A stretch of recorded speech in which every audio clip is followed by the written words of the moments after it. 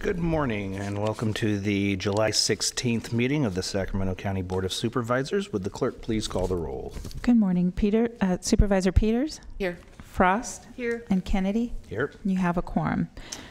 This meeting of the Sacramento County Board of Supervisors is cablecast live on Metro Cable 14, the local government affairs channel, on the Comcast, Consolidated Communications, and AT&T U-verse cable systems.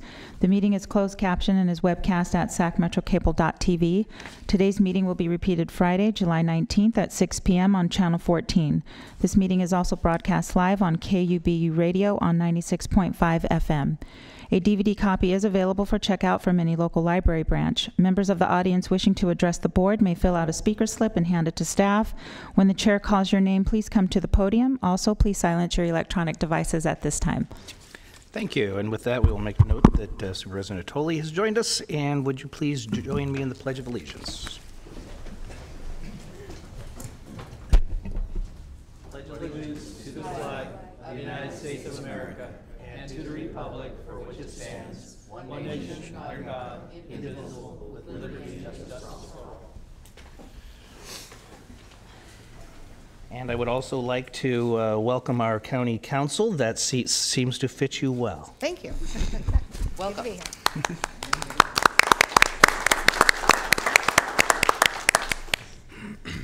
Okay, so for your consent matters, items 1 through 34, you are, I do need you to hold item 4 till 2 p.m. It's to authorize the chair to sign a general indemnity agreement allowing Hartford Financial Services Group to underwrite a surety bond in the amount of $53,402,501 to stay the judgment in the case of Joseph Hardesty and others versus Sacramento Air Quality Management District and others. For item 6, you are adopting an ordinance amending County Code Chapter 6.99.265, Title 6, relating to host facility permits. You waived reading on this on June 18th. I do need a motion to drop item number 29, introducing the ordinance amending Chapter 6.20, Title 6 of the Sacramento County Code relating to solid waste management. A chair will move to drop number 29. We have a motion and a second. Please vote. Unanimous vote with those members present. And then my last note is that you are introducing an ordinance, item 30, amending section 2.115.240 of the Sacramento County Code relating to the general election period, waiving full reading and continuing to July 23rd for adoption. And that concludes the clerk's notes. Okay. With that, I actually have a card for number 4. Mr. Rodriguez, we are going to hear that in the afternoon, but since you are here, I will allow you to approach the podium and make your comments now.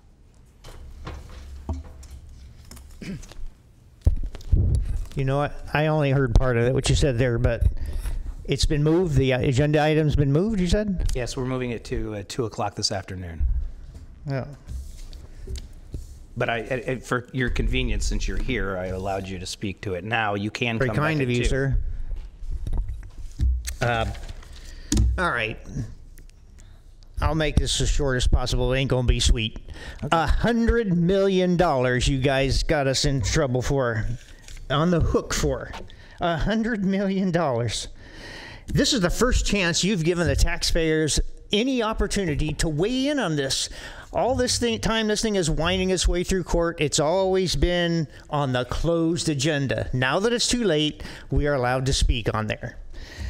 But that being said, I noticed that you're appealing now, and the appeal is inclusive of the judgment against the people who the court took exception to say they were on the hook personally. Now, why are we fronting the money for those people to make the appeal? They should be on the hook for it themselves. Oh, Roger, you know, who helped get us in this mess, all the other two, why aren't they the ones helping pony up here? Why aren't they the ones now saying, I will contribute to my defense? Why is it us? Why are we asked to supersede the court who went the extra mile to say, yes, You are paying separately because you are personally responsibility, and here you are asking the taxpayers to underwrite the bond to put up for their defense. Are they in this room? I don't think so. Where are they at all? Anywhere. They're sitting back on the sidelines. That is something that really irritates the hell out of me. And the second thing is, the person who has been the most beneficiary of this has been Tykert, sitting around doing nothing. They have had the exclusive domain to mine aggregate, and while the county tried to snuff the other guy out. Can you wrap up? How about Mr. we Rodriguez? go to that guy at this point and say, can you wrap up? let's put you to the same spot where Mr. Tykert has been, instead of paying this $100 million or whatever the court overrules. Thank you, sir. Thanks, Tommy. All right, so with that, any other notes? I don't have any notes. Okay, do we have a motion, or is there an issue that, yes, Ms. Thank you. Peters? Let the record reflect I'm recusing from item 2 to potential conflict of interest. Supervisor Natoli? Yeah, thank you, Mr. Chair. It's on a consent calendar. I just wanted to comment on item 28, if I could, very quickly. 28? Yes. Item 28 is the County Service Area 1, receive and file engineer's report and written reports for fiscal year 1920. Designate August 6th for the final public hearing and direct staff to provide notice. My comment is that I know that we have for some time run at a serious deficit as it relates to, I think, some of the costs. I think the road fund contributes about $700,000 annually, if I'm not mistaken. And we've taken a look at this over a number of years. I trust when we come back for the public hearing, we'll have a more in-depth report as relates to, what, if anything, would be proposed to. At one time we had proposed, I guess, taking a look at a 218 process. We actually did that and got trounced a number of years ago. And so I thought we employed a consultant to do that. Is that right, Mr. Gale? I'm looking at transportation. Help me Okay, there. I see, Russ. I do not know the answer to that. And again, we don't need to get into it in depth today. I just want to be sure that when it comes to the time to discuss this, Russ, we're going to have maybe some new information. So we have managed to, in the last 2 years, eliminate the road fund contribution to CSA 1, which is the streetlight service area. Now, we're not intending at this point to go back for a 218 process. Are you suggesting that we should do this? no, well, County Service Area 1 is that's what this item is. This is CSA 1. Correct. Yeah. So you actually eliminated, and you've done that through what? Through efficiencies, through the installation of LED lights, or? The retrofit project that has put in about 20,000 LED lights, yes, has Taking the energy charge down? Has taken the energy charge down to the point where, no, we no longer have a road fund contribution at this time. Okay. That's good news, I guess. Yeah, very good news. Okay, very good. Okay, that's all I had. Thanks. Okay, Ms. Peters. Thank you. I wanted to note in the continued item, or excuse me, the items before us at the moment, that Carmichael Park District is hiring Mike Blandino as administrator. I don't know if he's here. I can't really see. No, I thought he might come down. Anyway, so we have a new park administrator, and I'm very happy about that and welcome him to the county. Great. Any others? Is there a motion? Second. We have a motion and a second. Please vote.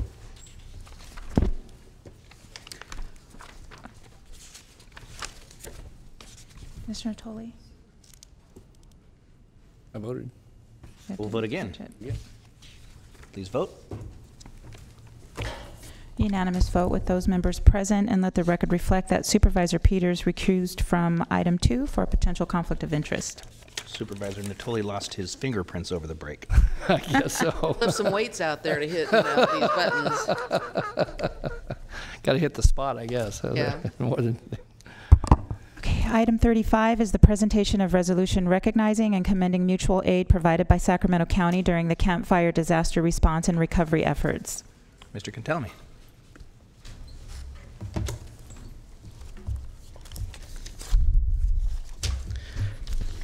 Good morning, Board, Welcome. Chair, and Board.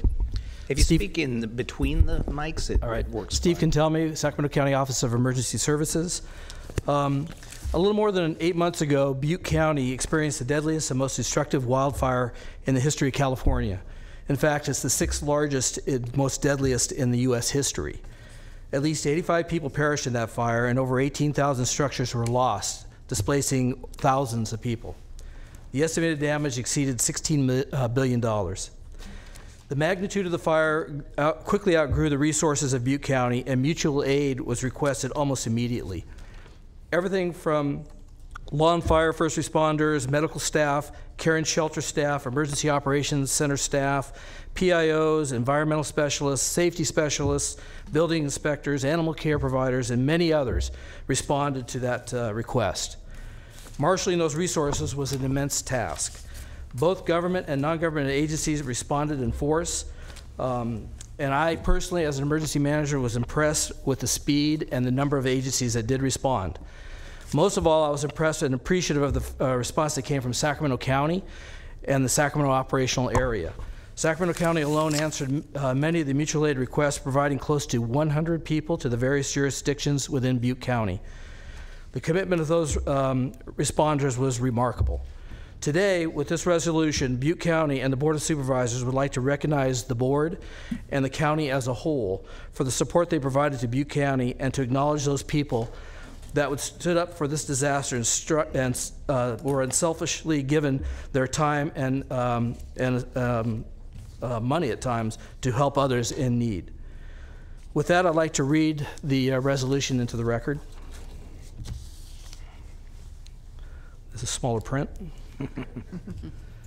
Resolution 19/154, resolution recognizing and commending mutual aid provided by Sacramento County during the Campfire disaster response and recovery efforts. Whereas the Campfire of November 2018 is the deadliest and most destructive wildfire in California history. The fire covered approximately 153,000 acres, burned nearly 19,000 homes, businesses, and other structures in the town of Paradise and the unincorporated communities of Paradise Pines, Magalia, Concow, Yankee Hill, Pulga, Butte Creek Canyon, Butte Valley, and surrounding areas, and displaced nearly 52,000 Butte County residents. And whereas mutual aid personnel from various agencies throughout the state and from across the nation provided immediate action and support by engaging with Butte County's Office of Emergency Management, and many of which continue to provide post-disaster assistance to support the county for recovery efforts. And whereas the Butte County Board of Supervisors recognize the brave and tireless efforts of individuals who contributed skills, knowledge, time, and energy to the County of Butte, among whom were first responders from the numerous agencies and jurisdictions from across the nation who worked to ensure the safety of the residents of the County of Butte, mutual aid personnel from surrounding counties and communities who worked long shifts to provide staffing in the Emergency Operations Center, including tending to animals rescued from the campfire. Now therefore be it resolved that Butte County Board of Supervisors hereby recognize and commends the services provided by Sacramento County during the Campfire, and for those efforts that continue to be extended to the County of Butte during the Campfire recovery efforts. Passed and adopted by the Butte County Board of Supervisors on the 7th day of May 2019 by unanimous vote. And with that, I'd like to see if I can get the board to take a picture. And I think that we would like to have a photo taken and be able to send it to Butte County with our appreciation. And coming to the aid of another county is something that we don't have to think twice about. And I'm proud of the work that our county employees did during that time. I see that the first resident moved back into Paradise yesterday. Yeah. So this is good timing. And I would also, I'm going to recognize Ms. Peters in a moment. When we take the photo, I'd like to have every member of staff who's there that touched this project, please also participate in the photo. Ms. Peters.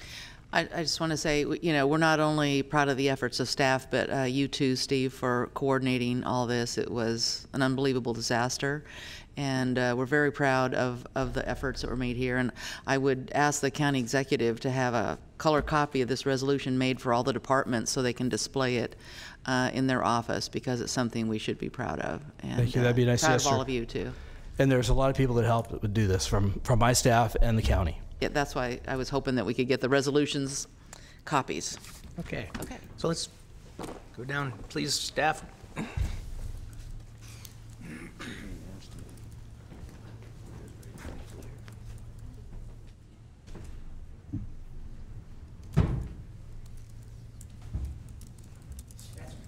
My proxy, Mr. Gill, is I'll leave you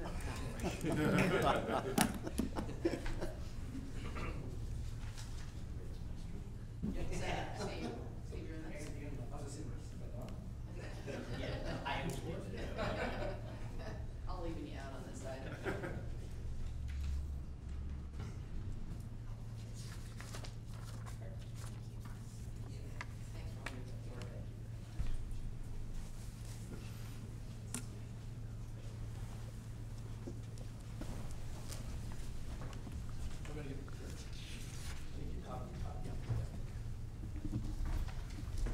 And Steve, I will also add that yours is a job that most people in the county don't know it even exists and don't know what you do, but we sure are glad you're there when we need you.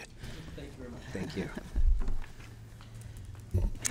Okay, item 36 is the presentation of resolution honoring the Kitchen Restaurant upon achieving a Michelin star. Could I call up Randall Sellon and Nancy Zimmer for the presentation?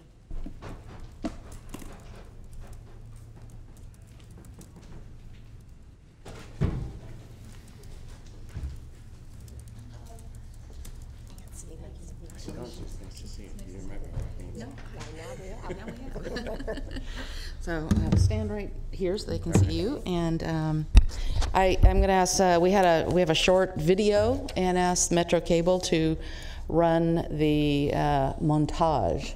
It'll make you hungry. So I hope you had a big breakfast.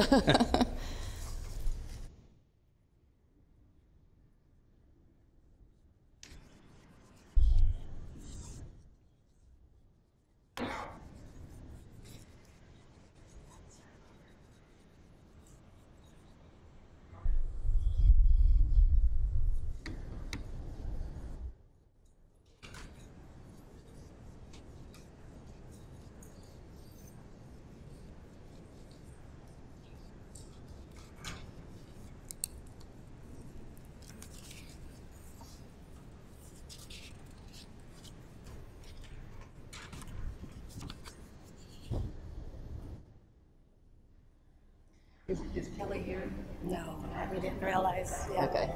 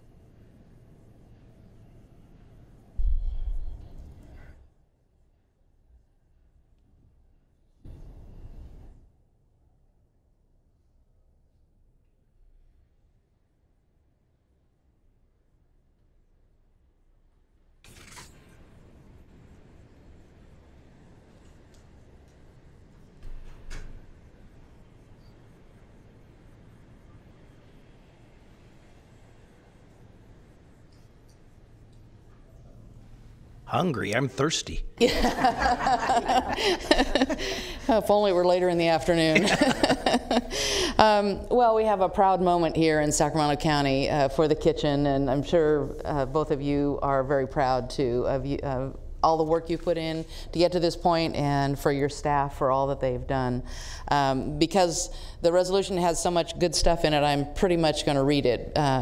So the kitchen was founded by Randall Sellon and Nancy Zimmer in 1991. It began operating in unincorporated Sacramento County, first by being open just one night a week and serving 3 courses in a former cooking school.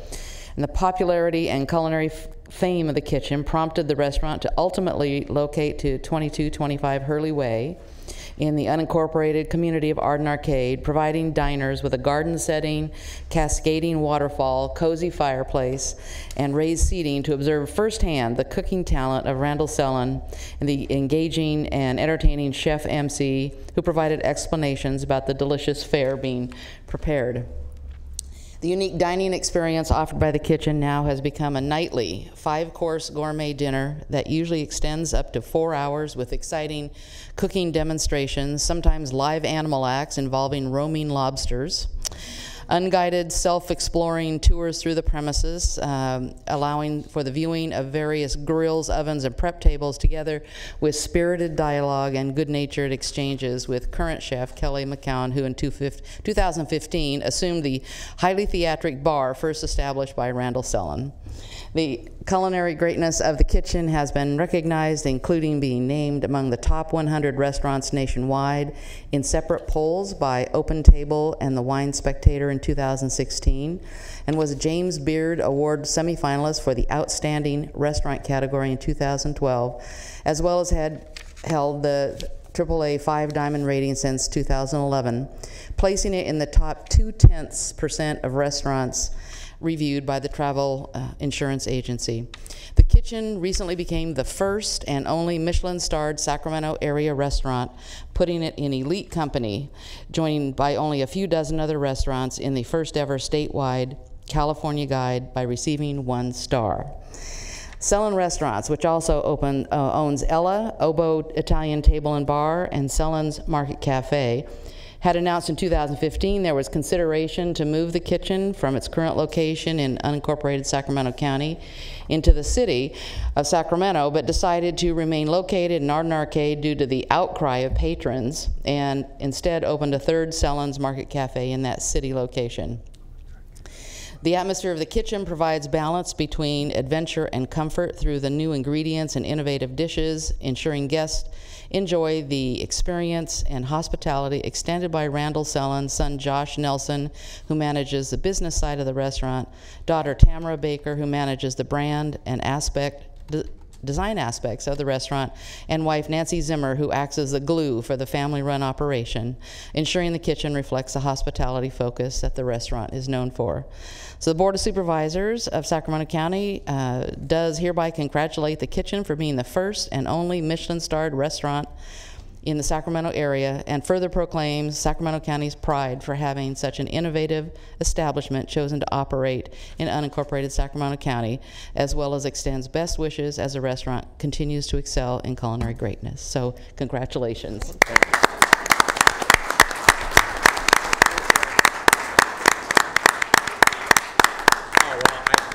Of course. You know, we've been doing this for 28 years and love Sacramento. Obviously love the county of Sacramento because that's where we started and that's where we still are.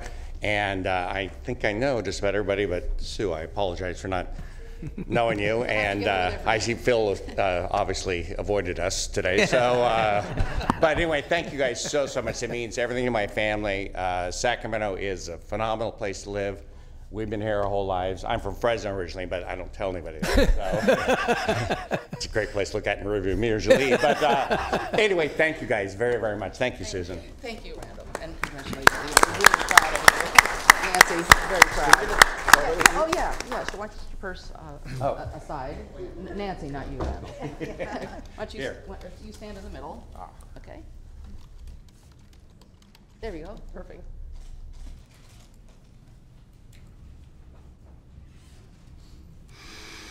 Okay. Thank you again.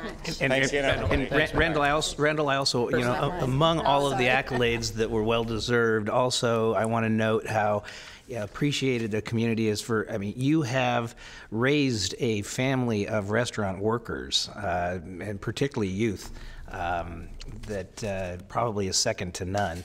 I don't know, maybe Patrick can rival you a little bit, but I doubt it. and I will say that I would be remiss in saying one of those was my daughter for several years, and oh my gosh, she has right. a work ethic that I attribute highly to you. So thank you for that. Oh, thank you very much. Yeah. Sometimes, Patrick, it's funny, we get kids that ask us why we try and train them or we teach them a certain way to do things and how to be in the job, and we always tell them the same thing, like, you're an extension of our family, And you know, when people talk to you, it's like talking to us. Right. And also, we're training you for your next job. You're not going to be with us forever, so we want to train you so when you leave us and go somewhere else, you get the job that a whole bunch of other people want, because people go, oh, you know how to work. And it's evidence. It's cool. It's Yeah, cool. thank So, you. thank you, sir. Randall, just before you leave, Yes, too, sir. just to echo certainly what Supervisor Kennedy and Supervisor Peters have, mentioned. I think that, beyond certainly success in the restaurant business and I think the acclaim and the deserved recognition that you've brought to Sacramento and certainly to your dining establishments, I think, as evidenced even in your comments here this morning, that, you and Nancy and certainly your family, your long-standing commitment to the community, and, I think have set an example for not just restaurateurs, but I think for business people. And again, your flair obviously, adds something to that, and certainly your sense of humor.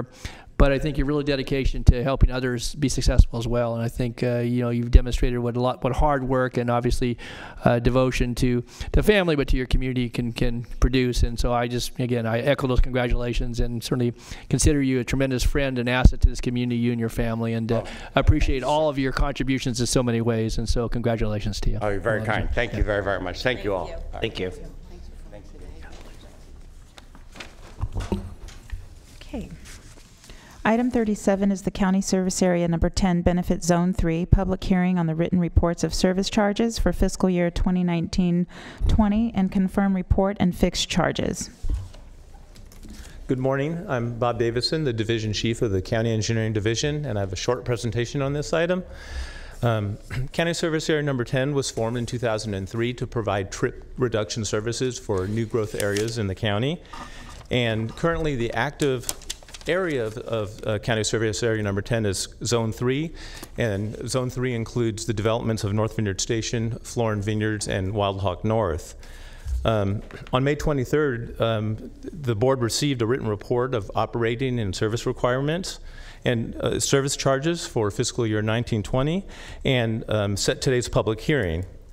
In the written report, it's shown that it's proposed to increase service charges based on the Consumer Price Index, which this year is a 3.87% increase on all categories in County Service Area Number 10 Zone 3. Highlights of the budget that are included in the written report are it's proposed at $125,000 be used for the contract with the 50 corridor TMA for the trip reduction services that they provide. Included in those services are the van pool services. I think we reported previously that 3 van pools were up and running in Benefit Zone 3.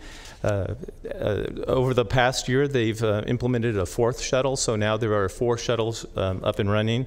And there are discussions going on between the Amazon Fulfillment Center at Metro Air Park and the 50 corridor TMA with a possible linkage of providing van pool services, excuse me, I said shuttle services.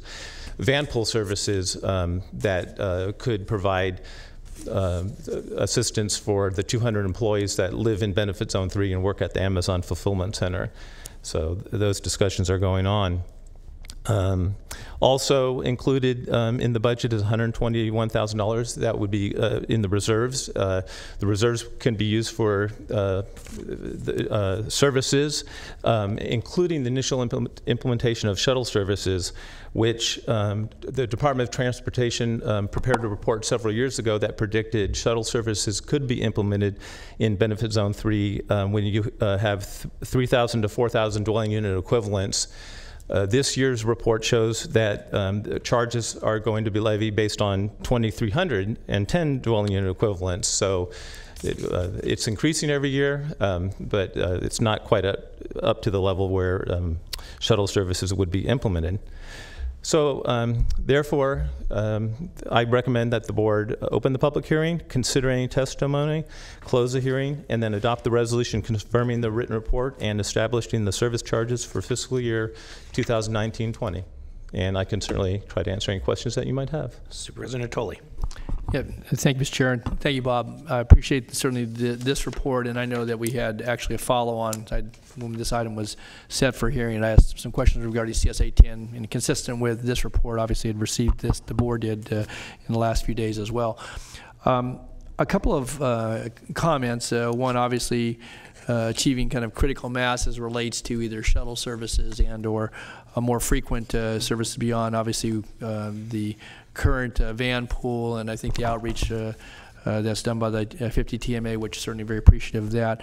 I guess I would suggest that it may be timely to begin at least some conversations as you approach hopefully that critical mass in the next couple of years with regional transit. I think some of the approaches there with neighborhood ride and with some of the the last mile approach, working with with the city of Rancho Cordova with regards to that program, there may be some opportunity rather than just to replicate a service where then you get all the costs of the hardware, the vans, the insurance, and such. And also recognizing that regional transit now is the operator for the E-Tran service in Elk Grove, which runs adjacent, obviously, to the south and to the west of some of this area.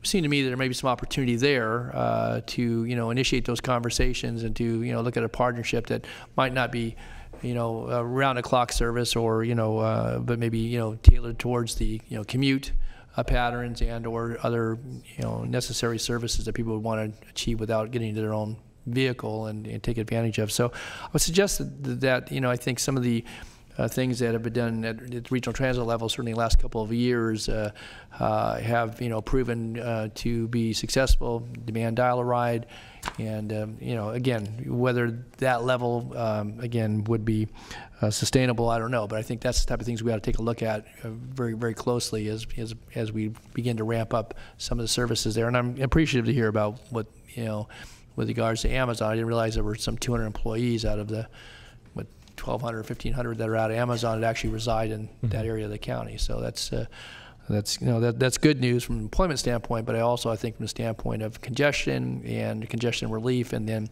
transportation alternatives for folks that live in this area. And as homes continue to sell in that area and people make decisions about where they want to live, but also what they're going to utilize for their commute if they have one.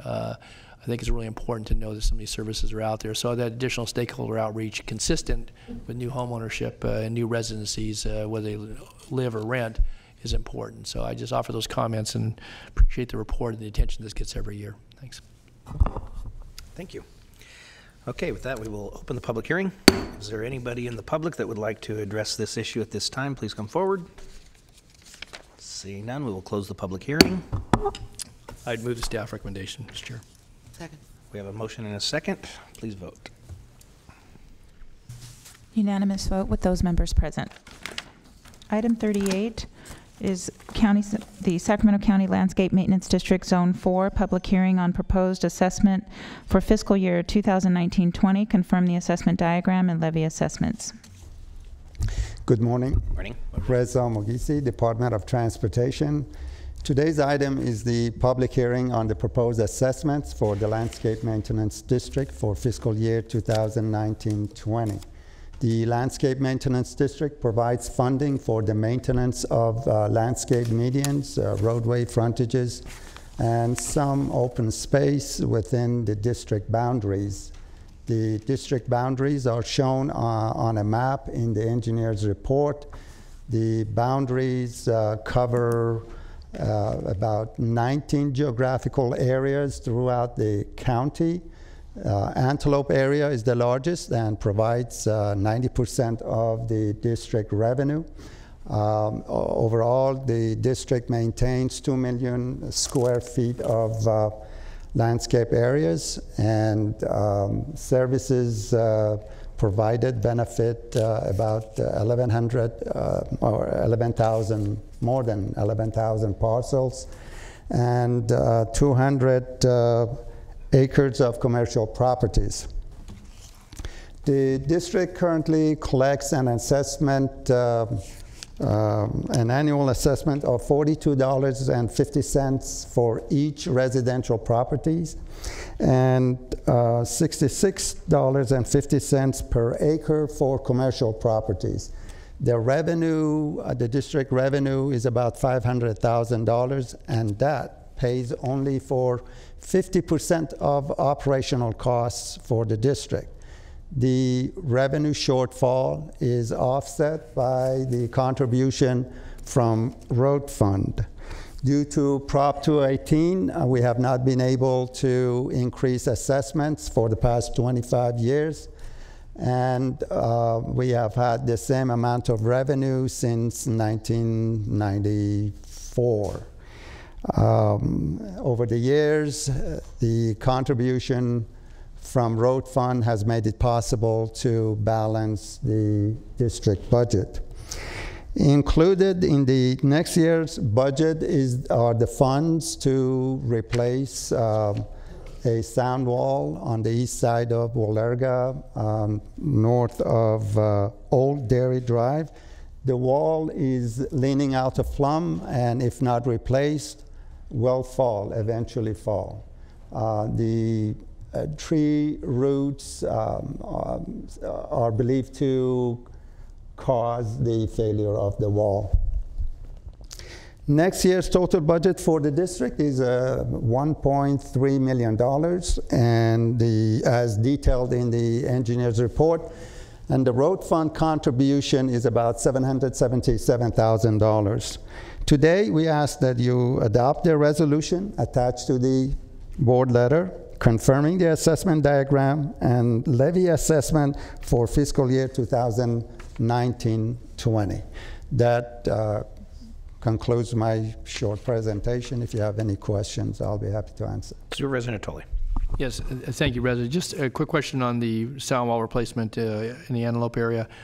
Will you be replacing the plant material as well, or some of the trees that have caused the current situation? If that's what's undermining the footings, then will you have to take out some of the trees and replace them, or are you guys going to cut the roots and go deeper with the footings? What's the plan?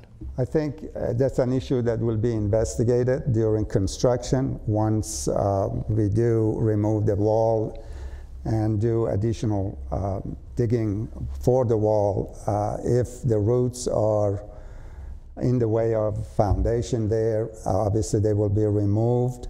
At this point, we don't have any plans to remove redwood trees that are adjacent to the wall. We're also looking at a special design to minimize the growth of the roots causing future problems for the wall. For example, we may go with the column design that would limit the amount of exposure to the roots, the foundation exposure. Distribute the weight to the columns. Yeah, the columns, so the wall would not be resting on the. Be able to save the trees. To save the trees, okay, precisely. Okay, thanks. That's all I have. Okay. Is there a public hearing? Yes. Yes. Yes. Okay. Then if there's no other questions, I will open the public hearing. Is there anyone in the public that would like to address this issue? Please come forward now. Seeing none, we will close the public hearing. Is there a motion? Move the item. Second. We have a motion and a second. Please vote. Unanimous vote with those members present. Okay, for item 39, you are acting as a Sacramento County Water Agency. This is the public hearing to proceed with projects and levy assessments in Zone 13 of the Sacramento County Water Agency for fiscal year 2019-20. Good morning. Good morning. Carrie Schmitz with the Department of Water Resources, here to talk about the Zone 13 assessment. I have a very brief presentation. On May 21st, 2019, your board approved a resolution of intention to proceed with projects and levy assessments in Zone 13 of Sacramento County Water Agency. Today I'm here as a follow-up to that action, and I'm asking that your board adopt the resolution instituting projects and levying assessments in Zone 13 for 2019-20. In 1987, the board approved the formation of Zone 13 in unincorporated Sacramento County. The purpose of the zone is to fund long-range planning studies and services related to water supply, flood control, and drainage. Assessments are levied based on a land use area methodology that was developed in 1995. In 2019-20, Zone 13 will fund the programs listed in the engineer's report, which include the Water Forum Successor Effort and Habitat Management element. the county's compliance with the Sustainable Groundwater Management Act, the county's engagement in Delta-related issues, and implementation of the National Flood Insurance Program. Today, I'd like to ask that your board take the following steps. Open the public hearing regarding the Zone 13 projects and assessment for 2019-20, consider public testimony, close the public hearing, and adopt the attached resolution instituting projects and levying assessments in Zone 13 for the 2019-20. Happy to answer any questions you might have. Supervisor Antelope. Thank you, Mr. Chair. Yes, Carrie, just a quick question on page 7 of 17 under the budget for this year, and a lot of narrative that goes behind it, which is very helpful. So under drainage, there's a drainage studies contingency in there for $180,000. Do you build that in annually, or do you anticipate that there are going to be some drainage studies, and do you carry that contingency as a line item every year? Not every year. I think. So what are you anticipating this year? I guess that's my kind of question. And that's something that I'm happy to get back to you on. That would be a drainage question and kind of on the other side of the house. But I think that they do put a placeholder in every so often just in case something comes up. I know on water supply, we might anticipate, for example, this year we are considering that, Delta related. We might have some Delta related expenses, consultant expenses. So there are things like that come up. Okay, so it's a contingency, not necessarily for just drainage studies then? No, it's not. I think we can get you a clarification. I just was curious as to carrying that item. I can get you more specific information on that. And then just one other question on the, I know in past years we've had some discussion, certainly has been followed by the department and others, but with our contribution to other agencies, we've got almost $1 million annually into the Water Forum Successor Agreement and the Habitat Mitigation Plan for the Lower American River.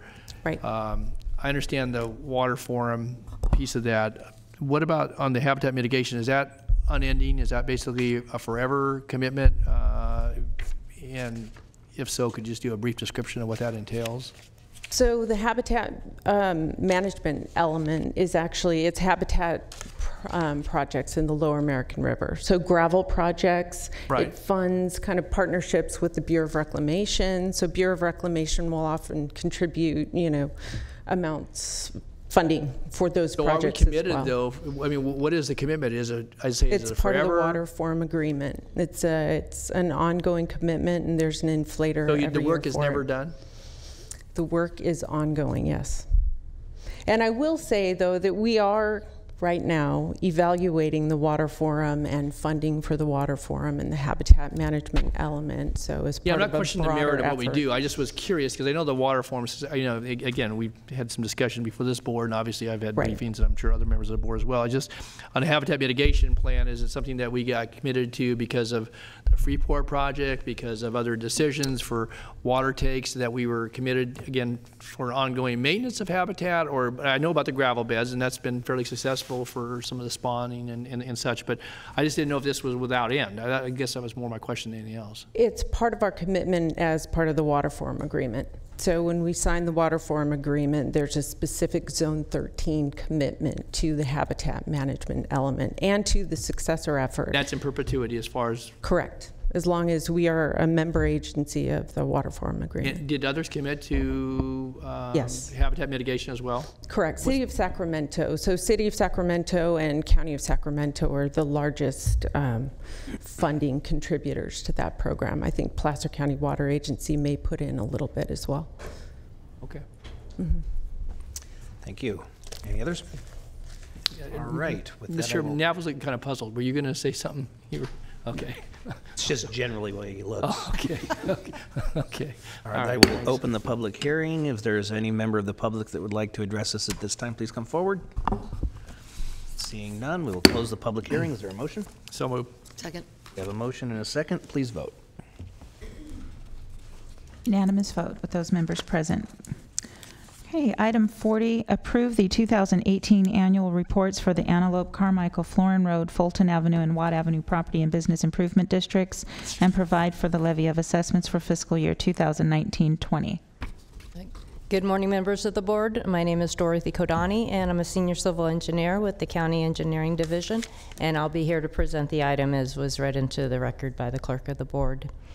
Property and business improvement districts, or known as Pbuts, are required to submit written reports in each year of operation in accordance with the Streets and Highways Code. These reports typically summarize the prior year activities, accomplishments, and financial positions, along with providing the same information for the upcoming year. This item requests that your board approve the annual reports that have been submitted and adopt 5 resolutions which will authorize the 2019-20 levy of assessments for the 5 Pbuts within the Sacramento County. So unless there are specific questions for the board that county staff can answer for you, and before proceeding with these recommended actions, I would like to hand over the podium to the various Pbut representatives in attendance and have them talk to you about their particular Pbuts. Okay, thank you. Any questions? I do have 2 cards which I believe will address what you just stated. So Rachel Taylor. Thank you.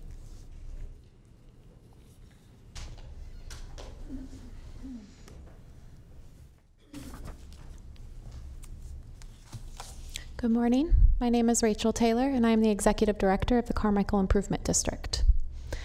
I am new in my position. I believe I've met you, Susan, a few times, but I now am in this position, and I have been the Executive Director since May of this year, so I'm just now familiarizing myself with the district and with the job. I'd like to report on the doings of the district in the last year and our upcoming year. The district was established in 2016 by this board, and we have made leaps and bounds in the last 3 years as a district. We are fully covered on security and maintenance for the area of the district. And we pride ourselves in working toward a clean and safe district for our Carmichael community. Our motto is that we are leading the transformation of Carmichael to a prosperous, engaged, and desirable community.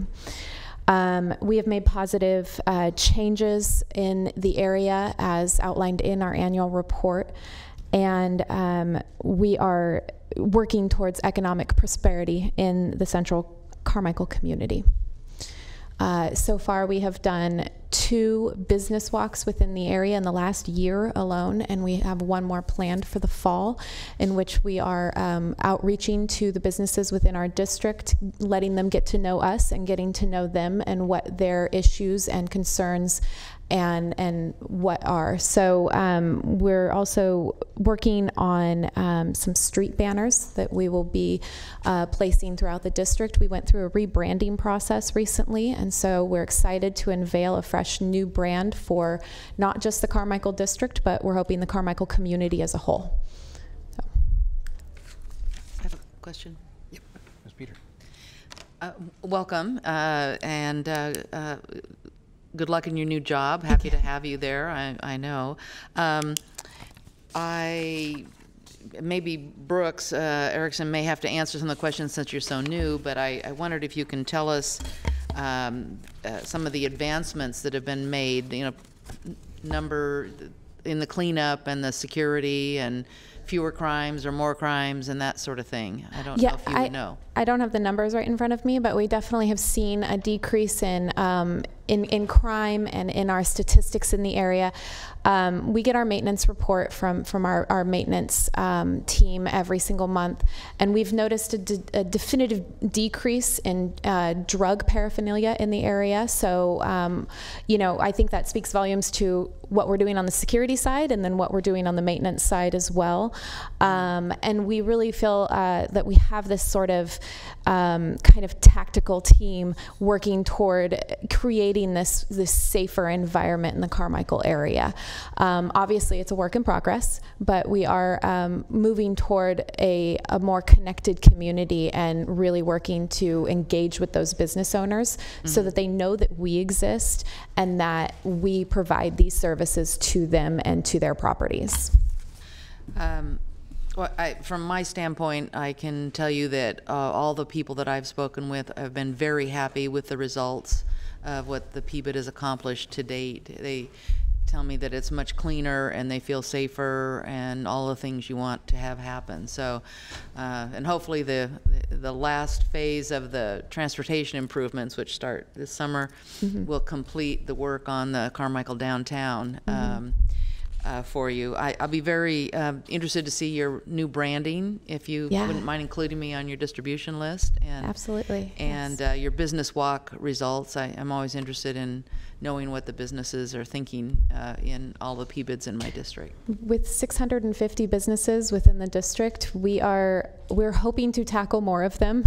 Obviously, it's a big task, and I've actually, as a new executive director, I've made it kind of my goal to reach as many of them as I possibly can in this first year, and try really hard to make myself available and known to them so that they feel that the district is really working with them and toward a better future for them. And as I mentioned earlier, we have a new park administrator for the Carmichael Park District, so hopefully you can connect in with him and let him know the kind of things that you're doing. And he's already on my books. Okay, good. Great. Well, thanks for being here today, and good luck to you in the new job. Thank you. Thank you. Corey DeRue.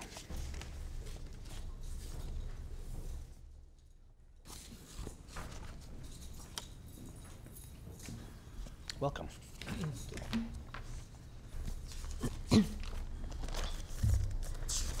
Get my notes in order here. Good morning. My name is Corey DeRue. I'm the Executive Director for Florin Road Partnership. 2018 was another successful year of advocacy and economic development for Florin Road. We were able to handle over 2,300 calls for security service. We are now in over 100,000 pounds of illegal dumps to the landfill and out of our district.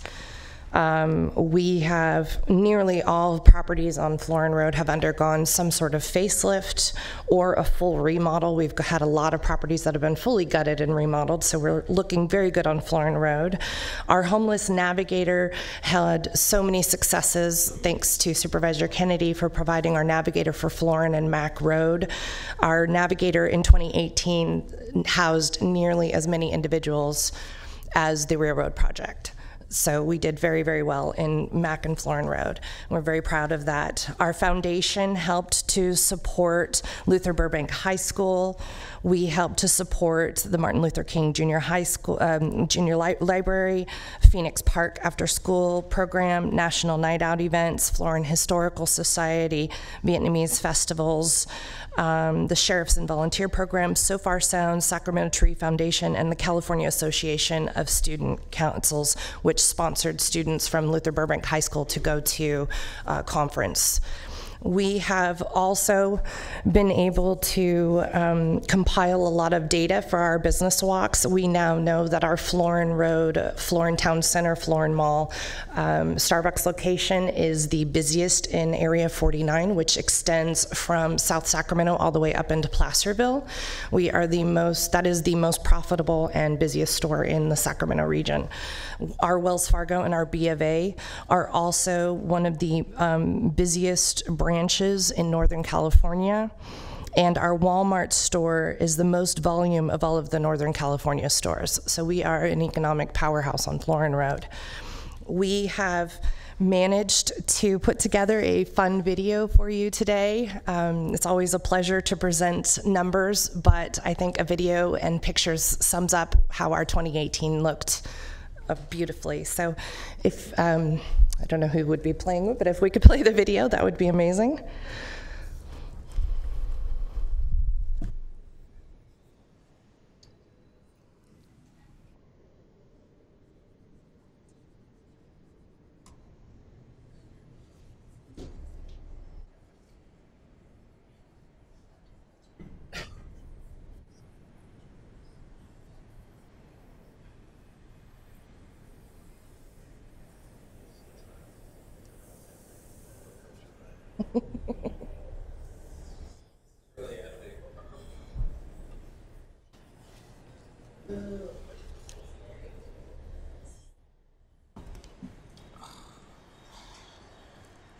I'm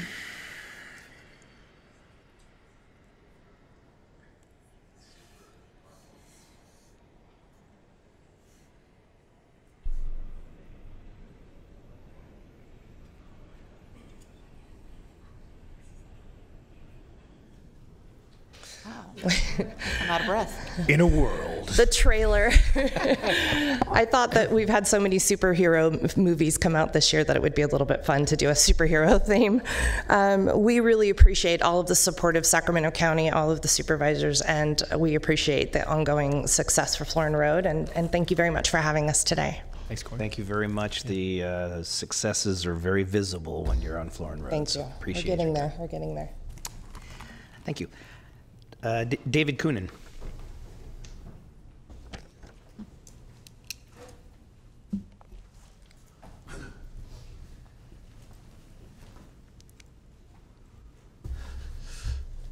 Hello, Mr. Chairman and members of the board. I'm David Coonan, past chairman of the 80 Watt District and current treasurer for the 80 Watt District, and have our Rebecca Evans, executive director, with us. Very honored to have her and everything she's doing. I don't know what to say. We are heading in a great direction. We've got a shared partnership in our security, our clean areas. The communication between our security and the CHP and the Sac County Sheriff and with the Sac City Police Department is, I couldn't ask for a better group of organizations working together. It's pretty fantastic. We've had a great year. We've got our LPR cameras in. Interesting statistic. The first month they were in, 750,000 impressions. 6 months later, we're down to 480,000 impressions. I don't know. I think people are seeing, you know, they're avoiding. If they're doing the wrong things, they're avoiding. And then we're getting, out of those impressions, we went from 4,200 hits, meaning that's somebody that did something wrong that needs to be caught, down to 3,100 impressions. So I think it's doing the right thing and getting the wrong people out of the area. We've got 187 parcels, about 400 businesses, and just another crime stat, or not crime, but we ejected 1,250 people that were vagrant trespassing throughout 2018.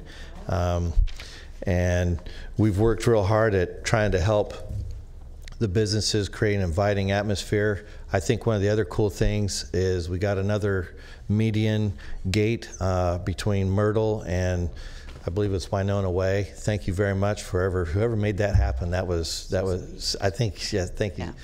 That was very good. So that's part of our thing, is to get fencing in the medians. We brought some cool goodie bags. They're a nice little thing for you to take and use, and it's got our annual report in it. And I do believe we have I'll call it a less Marvel epic video, a little more relaxed. She does good. I've seen her stuff. She's very good. So if that video is available, perhaps we could cue that up, and it's a little more relaxing. Cable. Just relax, everybody.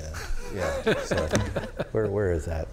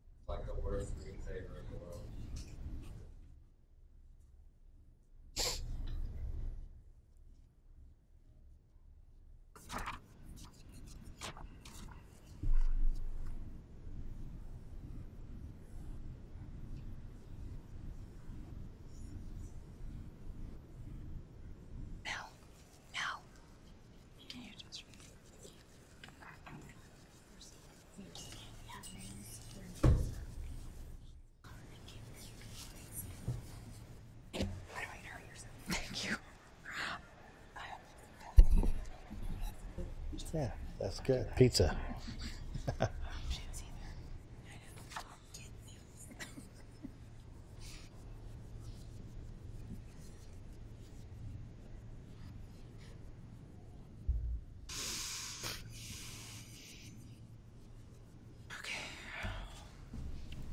See, a little more relaxing. Thank you very much, but you can see some of the stats. Our crime is still down over 40% from baseline year, from when we started. I think that's very impressive, and that video is done by our very own executive director. She's really good at that, and But she missed the giant cookies that you make. I didn't see a picture of those. yeah, we should probably wheel out a few of those.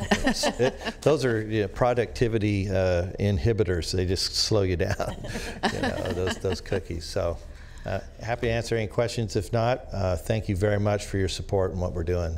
I just want to congratulate you on the great work your board has been and your executive director have been doing in this area. It obviously most of your money is going towards security, and it shows with the crime drops, and that's can only benefit your businesses and the neighborhood too. So then the marketing piece that's been added, I just think is terrific. And awesome, thank you. You're welcome for the fence. Thank you, thank you, thank you. Good luck with renewal. Yeah, thank you. We're in renewal. Thank you. Melinda Epler.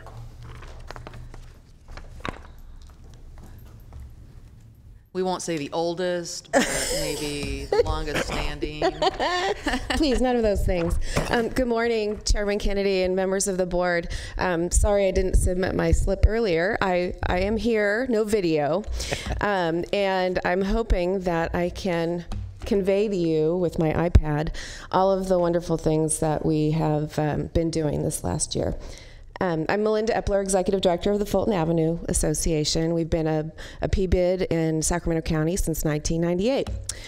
It feels good to be back here after a banner year. Last summer, we were here celebrating our 4th renewal with the highest percentage of support we've ever seen.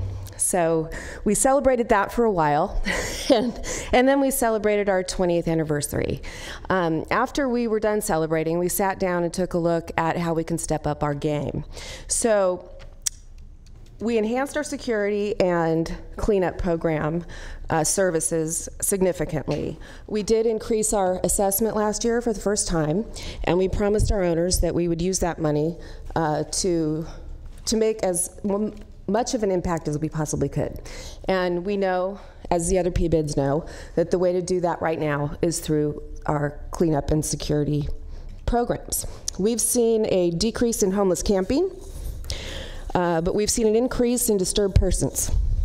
So I'm hoping that the increase in disturbed persons can be addressed with countywide increase in mental health services.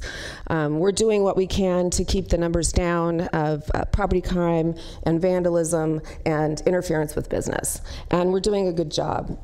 Hillary Gould and his crew at District Maintenance Incorporated have hauled 17 illegal dumps. They've cleaned up 6 homeless camps and removed a bazillion buckets of garbage and trash from the streets in the last 9 months alone. Our new bus shelters are being utilized and stay clear of damage and debris. We're very, very happy about that. Our bus shelters are relatively new, and we were not exactly sure how they would fare our traffic, our commuters, and pedestrians. Our annual signature events continue to evolve and thrive. Cruise Fest boasts its ninth year this year on Fulton Avenue, and that is the event that we partner with the California Auto Museum. It's the first Saturday in October, and it brings thousands of people to Fulton Avenue that probably would not otherwise have been there. We are a car-centric destination in Sacramento, and so this to us is the most appropriate event we could possibly have. The tree lighting, now in its 13th year, is the first Saturday in December. This event is highly revered and continues to be our gift to the community. We're excited to announce this holiday season that a Festival of Lights parade will be added. And it is our first year, so some of those details are forthcoming, but it will be the precursor of the tree lighting on December 7th. New street banners this spring bring smiles to our customers, commuters, and business owners. They elevate our presence as a destination shopping and dining district. We have new restaurants that we're excited about. We have new barbecue, we have new Thai, and new sushi. The banners, their overarching message is find it on Fulton. And we hope that everyone that sees them remembers that. So if there's something that they do need or want, that they come and look for it on Fulton Avenue. We're grateful for our ongoing partnerships with the community, notably FEC Park District, Chick-fil-A Art and Fair, and the newly formed grassroots Art and Arcade Heart Group. For quite some time, we were the Lone Ranger in our area. So now we feel very fortunate to be joined by the new nearby Pbuts in the county, 80 Watt, Carmichael, and Antelope. The more we can work together, align on issues that affect us all, and empower each other's corridors and areas to consider formation, the stronger District 3 will be. We're eternally grateful to you, Susan, for your support, your staff support, and all of the support we receive from Sacramento County. We salute you. Well, thank you.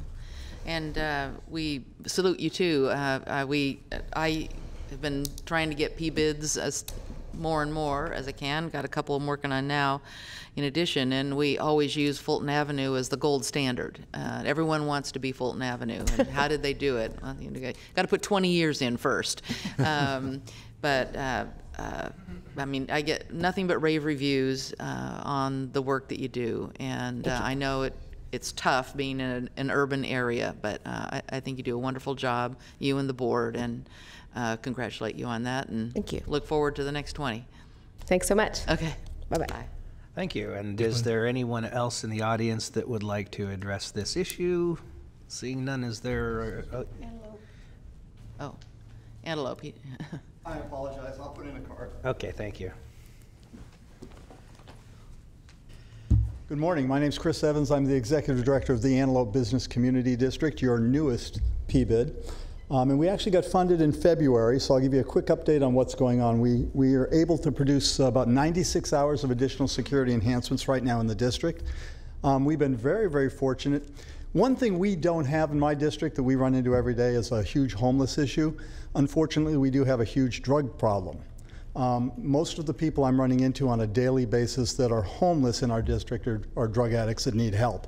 And so we continually work with different agencies within the county and services to try and get the help that we need.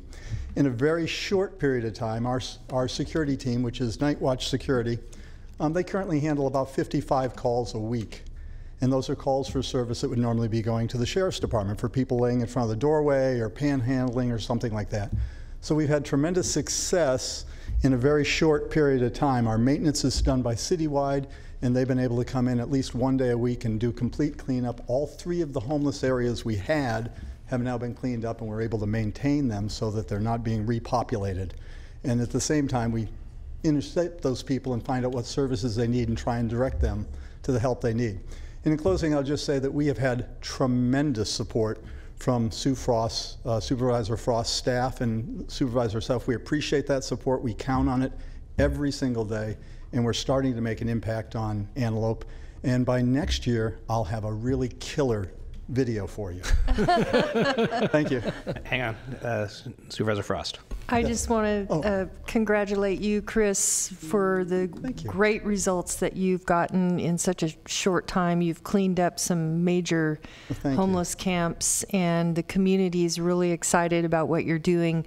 One of the very first things that I was asked when I got elected was, can you figure out a way to help us establish a center of town and bring restaurants and better businesses to Antelope? And I know in my heart that you are the beginning of what will result in a nice in a better commercial district that invites businesses. But I also wanted to thank you and all the other Pbuts that are collaborating and working together. I think it's really neat that you guys are helping Antelope out, and I want you to know that I'm using your successes in our efforts in Orangevale to begin to have that conversation with landowners, property owners, and businesses. So thank you for everything you're doing. You're doing an amazing job. Well, thank you. And I will say that we are so excited because like 80 Watt, they have a monthly security meeting where they bring in the HOT team, the POP team, they bring in all the various agencies.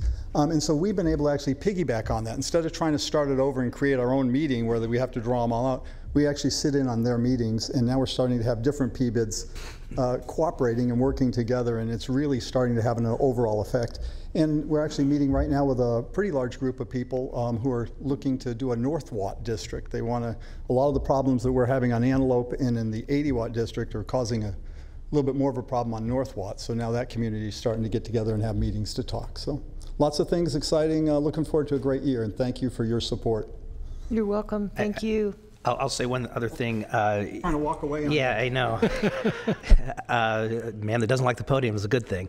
I would suggest maybe you reach out to Al Roulette at Turning Point. Absolutely. To address some of your issues, because there is a lack of services in the north part of the county, and there may be opportunities there. Absolutely. We'll follow up on that for sure. Okay, thank you. Thank you. Can I leave now? Yes, you may. Thanks, Chris. I have no more cards. Is there anyone else representing a Pbut, or is this to address the Pbuts? Just a public comment. No, not. We're just on on this specific. Yes, on this specific topic. First of all, I need you to turn in a card when you're done. Yes. I arrived a little bit late, so I apologize for arriving a little late. But there's an important comment. I just have a question, really, for you guys. First of all, it was good seeing you on Saturday at Sac City with our organizers on transportation. I just want to ask a question. I mean, I hear about how much of an amazing job we're doing in hyper-criminalizing people with mental health issues, drug addictions, that been just some of the most severe trauma that you can imagine that these guys have went through as kids and as adults now keep repeating that trauma over and over in their communities. And, you know, there was an invasion of the area where they were housed over there on Stockton. And now I go to Jack in the Box tomorrow, like at night, every time at night. Everybody's in the parking lot, in the communities. I'm sorry, sir. They're just scattered. So all I want to ask is, what are we going to do to help address that issue? You will have an opportunity to speak on an agenda item not on the agenda, or an item not on the agenda. This is specifically to item number 40, and you're not really addressing item number 40 at this time. So I will be calling just think about the question. Think about the later. question, and then maybe hopefully we get a good response by the time we come back around. Thank you very much. Anyone else would like to speak on item number 40 specifically? More coming. And this is on? Yeah, 40 Pbuts. On Pbuts, okay. Yes, I would love to talk about Pbuts. You have 2 minutes. Oh, perfect. I want to say shame on the Pbuts that came in here talking today about their security and maintenance program. Half of those folks that they are trying to eject through their hypercriminalization of folks who are outside and mental health illness are actually from those neighborhoods. You guys should know better than anybody that we're in the middle of a housing crisis and that our rents are increasing. And that in fact, for every $100 our rents increase, our outside population goes up 30%. So these in fact are not vagrants and people on the street. These are our neighbors, people who used to be our neighbors. Patrick Kennedy, you should know better than anyone the problem with the business districts and what you did on Stockton Boulevard. You never showed back up to that meeting, but have you shown up to the Pbut meetings? What are all of you doing? You're giving money to improvement districts that perpetuate gentrification and displacement. I speak to you words that you probably don't even know the definition of, so let me break it down. Every single time that you bring new business, and not even new business, I'm talking about like the Walgreens and the Applebee's and the weird things that you guys bring to your areas, what you do is you literally start to create a perpetual cycle of criminalization, because then you bring more police officers into those neighborhoods. These are oftentimes poor neighborhoods that you're trying to revitalize. So you're bringing police officers into neighborhoods of people of color and kicking them out of their homes. Then when they live outside, you perpetuate their criminalization even further by sending law enforcement, and law enforcement is the only point of access to housing services in the city. So until you hit a cell, you don't get housing. That's a problem. It's not something to be fucking celebrated. 2 minutes is up. Thank you. That's all the cards I have on this item. So with that, we'll bring it back to the board. Is there any comments, questions, or a motion? Item. We have a motion and a second. Please vote. Unanimous vote with those members present. Item number 41, please. Okay, item 41, authority to execute an agreement with the City of Sacramento for the Auburn Boulevard Bridge replacement at Arcade Creek in the amount of $1,200,000. Good morning. I'm Dan Schuman with the Department of Transportation. The City of Sacramento is currently delivering a project to replace the bridge on Auburn Boulevard that crosses Arcade Creek near Winding Way up at the city-county boundary.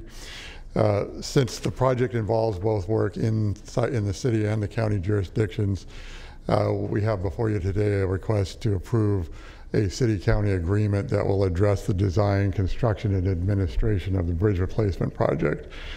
The recommended agreement has three main components to it. First, it provides for the construction of a second left turn lane from westbound Auburn Boulevard onto Winding Way. This is in order to address congestion and level of service concerns that exist at that intersection. Also for the county to provide funding for this improvement up to $1.2 million.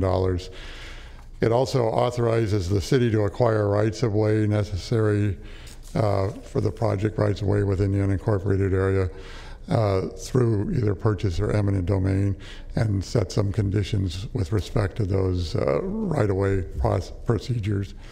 And then finally, the agreement consents to a 3-month closure and detour of Auburn Boulevard during construction to improve safety, minimize traffic impacts, and then to reduce project costs. So at this time, I'd like to introduce Matt Sato with Drake Hagel and Associates. Matt is the city's project manager, and he's here to provide an overview of the project and some details on the proposed road closure and detours, as well as, excuse me, as well as the other construction staging options that were considered. Hi, Matt. Haven't seen you in a while. Good morning. It's been a while. It's funny talking about the Pbuts up here. I remember back in 1998, I was actually charged with helping Fulton Avenue get that Pbut and start initiating projects. So it brings back some really good memories of working with Melinda and the group out in Fulton Avenue. Here today on a different project. Happy here on behalf of the City of Sacramento to provide you some background information on the Auburn Boulevard Bridge Replacement Project. Let's see, I guess we have a clicker here.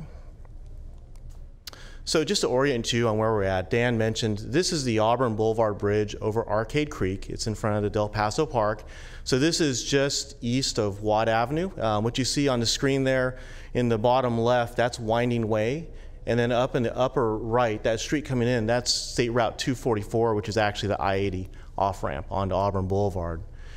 This is a little interesting, and you're probably aware of this, but this is essentially a little island in the middle of the county that the city owns.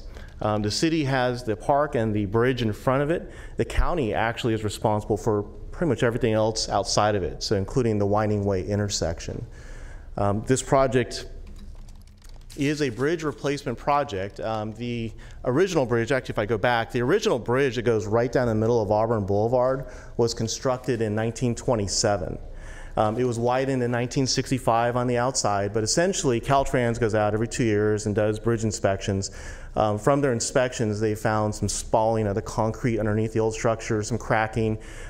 From this inspection, they've deemed it what they term structurally deficient, which then makes it eligible for replacement under the Federal Highway Bridge Replacement Program. So that's what the city is charged with.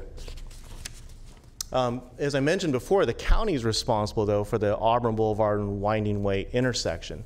That intersection has some capacity issues. As many of you know, the left turn from Auburn Boulevard onto Winding Way backs up quite often into the through lanes. And so as part of that, the county has future plans to widen that intersection, make it larger, so you have a dual left turn pocket coming off Auburn Boulevard onto Winding Way. So as part of that, when we're doing this bridge replacement project, we have to consider what other plans there are in the future for Auburn Boulevard, and we have to try to account for that additional width. The problem is that the feds don't pay for capacity increasing improvements like this. They'll pay for the bridge replacement in kind, bring it up to standards, but any other capacity increasing parts of it are on the local jurisdictions to pay for. And so we've been in discussions with the county for a few years now, working back and forth on this, and the agreement you have before you today represents what we've come up with as far as the county share of improving that intersection and essentially accounting for the additional costs the city will incur when replacing this bridge. So as far as where we are right now on the environmental, I want to give you an update just kind of overall on the project. We've done a lot of our field work on this project. The key piece that we're missing right now is we need to hone in on what the scope and project description is. Does that include the dual left turn pockets? Are we doing this constructing this in one season, or are we doing it over probably 2 or 3 years? Those are key pieces that we're here today to receive feedback from the board on that will help us then complete the environmental documentation phase of the project. As I just mentioned, one of those key components we had to consider is how do you construct this? And I'll go over that in a second. There's many challenges with the different ways you can construct this project. Another thing we looked at is, you know, when we do the construction out there, there's a lot of pedestrians and bicyclists that use this section. So we tried to look at, are there alternative routes that we can send bikes and pedestrians that are safe? And the answer is it's challenging out there. There really isn't. So we, as part of the project, have built into it a temporary bridge that's going to be a little bit to the south of the existing bridge, and it will accommodate pedestrians and bikes throughout construction, no matter which way we construct this, whether we do a full closure or whether we do construction over multiple seasons. And then through this section, there are a lot of utilities, and I'll talk a little bit about why that's going to be a challenge in the end. So I'm not going to go over bore you with engineering details. I tried to put this in a very simple way. So if you can see in the middle, that's the original structure that was built in 1927, and it's a little different than the outside pieces that were widened in 1965. So we can't just go through and cut and splice this bridge in anywhere we want. We have to take it apart in logical pieces. And so when you look at the staging of this, you can see that we're going to have to take this apart in stages. The new bridge is also going to be 3.5 feet higher than the existing bridge. Oh, as many of you know out there, that area floods on a consistent basis. So we're trying to find that happy medium. We can't raise it, you know, by the standards, we would probably have to raise it about 8 feet. And we can't because of the impacts. It would look silly out there to have this 8-foot raise in a bridge out there. So we had to find a happy median in between, and that was about 3 feet, which accommodates a 20-year storm event. So as you can see, as we try to build the new structure higher, it presents challenges though as you stage it. So we have to take it apart in multiple pieces. Essentially what you end up with though is, I said 2 to 3 years, but likely it's a 3-year project. You can see we have to take the lane widths down from 12 and 11 feet down to a narrower lane widths, 10 feet. And you also have to shift traffic significantly. You shift it one direction to start out with, you then shift it to the outside, so you're shifting traffic in multiple directions through this time frame. For all these reasons, those are really the challenges we have with staging this. It's really, the traffic control is complicated. You're moving people, you know, when they get used to shifting to the north, now all of a sudden in your next phase, you're taking some to the north, some to the south. It gets a little confusing for drivers out there. It's not, although we're able to accommodate probably 5 lanes of traffic as we do this, the problem is that it's not all rosy. It will be slower traffic through there, and you're still going to end up with traffic delays. So the alternative to this would be doing a full closure of Auburn Boulevard. Now, when I say that, Auburn Boulevard carries about 33,000 vehicles a day out there. So that is quite a bit of traffic. We took traffic counts during the school year, and we took traffic counts during the summer because the traffic is significantly impacted by the school year out there with American River College nearby and the other schools. What we found is that during the summer, we can do a full closure. So the plan would be to do a full closure from when school is out in May and reopen it prior to the August opening of school. The construction, there's a lot of construction that has to happen outside of that, but the full closure period would bring during that summer. What we looked at is, well, where would traffic go? We would have to detour traffic. The most likely way would be to take it along 80. And the beauty of that is as you go up Watt Avenue and hop onto 80 to get around the project over to that 244 ramp onto Auburn Boulevard, that is, you're actually never on the main line of 80. You're in that auxiliary lane. If you're familiar with this, you get onto 80 and you never have to merge into the main line. You stay in the auxiliary lane all the way till you get to 244. Going the other direction, you would again hop on at 244, get on 80. Again, you're same situation where you don't have to merge onto the main line of 80. You end up staying in your own lane and getting off over at Watt Avenue. What's nice about that is during the summer, when the traffic's a little less, you can see that it has fairly minimal delays as you're heading what I would consider northeast there, Watt and Auburn. Your delay would be about 1.5 to 2 minutes, and as opposed to the other direction, it's about a 1-minute delay. Now, in order to do this, though, there are a lot of things that have to happen. If I equate this, when you're going to do this closure, we've just done this on a recent project for the city of Elk Grove, where we closed Bradshaw Road and Sheldon Road for the summer.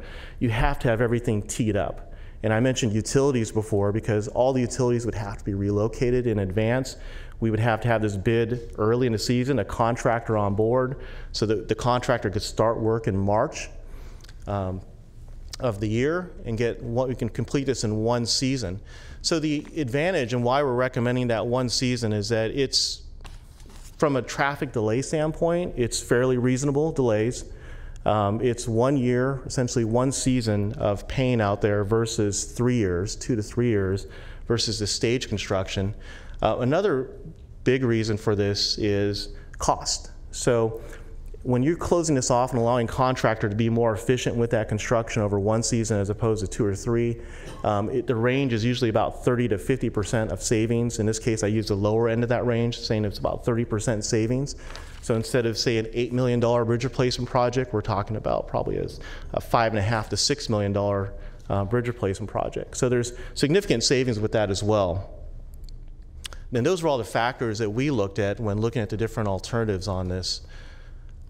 Our next steps, as I mentioned, hopefully with some feedback from the Board of Supervisors today, we'll hone in on that project description. We'll complete our environmental studies, which is anticipated to be early next year in February.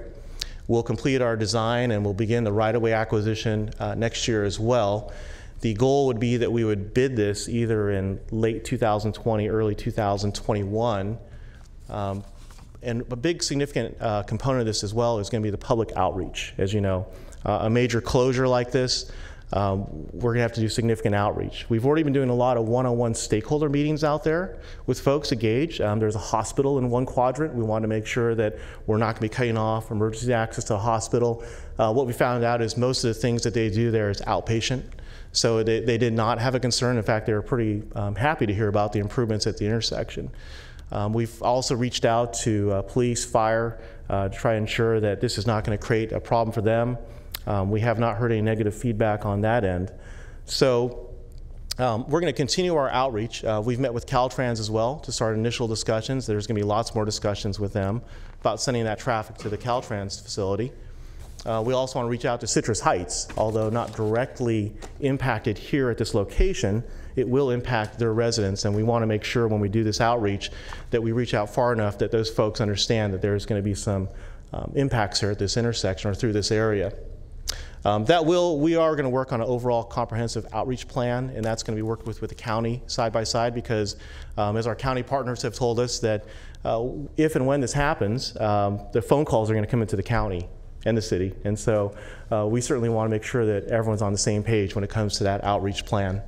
As I mentioned, our construction schedule, we would like to ideally to start in March of 2021, complete this by December 2021. I'm going to put a little asterisk by that unless everything is teed up, ready to go, we wouldn't pull the trigger on that, because if we don't have all the utilities relocated, these are risks that would not allow us to complete that during that summer closure. So they would then get pushed to 2022 if we ran into those kinds of things, because everything has to be ready to go. The construction schedule during that summer is going to be really tight. So with that, open it to any questions you have. Supervisor Peters. Yeah, thank you. I guess I thought it was going to start sooner than that, so I feel relieved that we'll have plenty of time to communicate with the people who will be affected here. You may have said it, but I didn't hear it.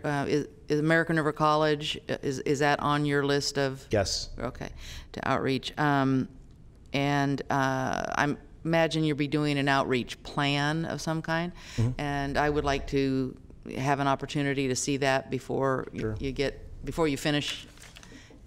Before you finish it. And then maybe you can go back to this on your slides. I understood the eastbound and westbound detour plan, but the detour alternative, is that different in some way than these two?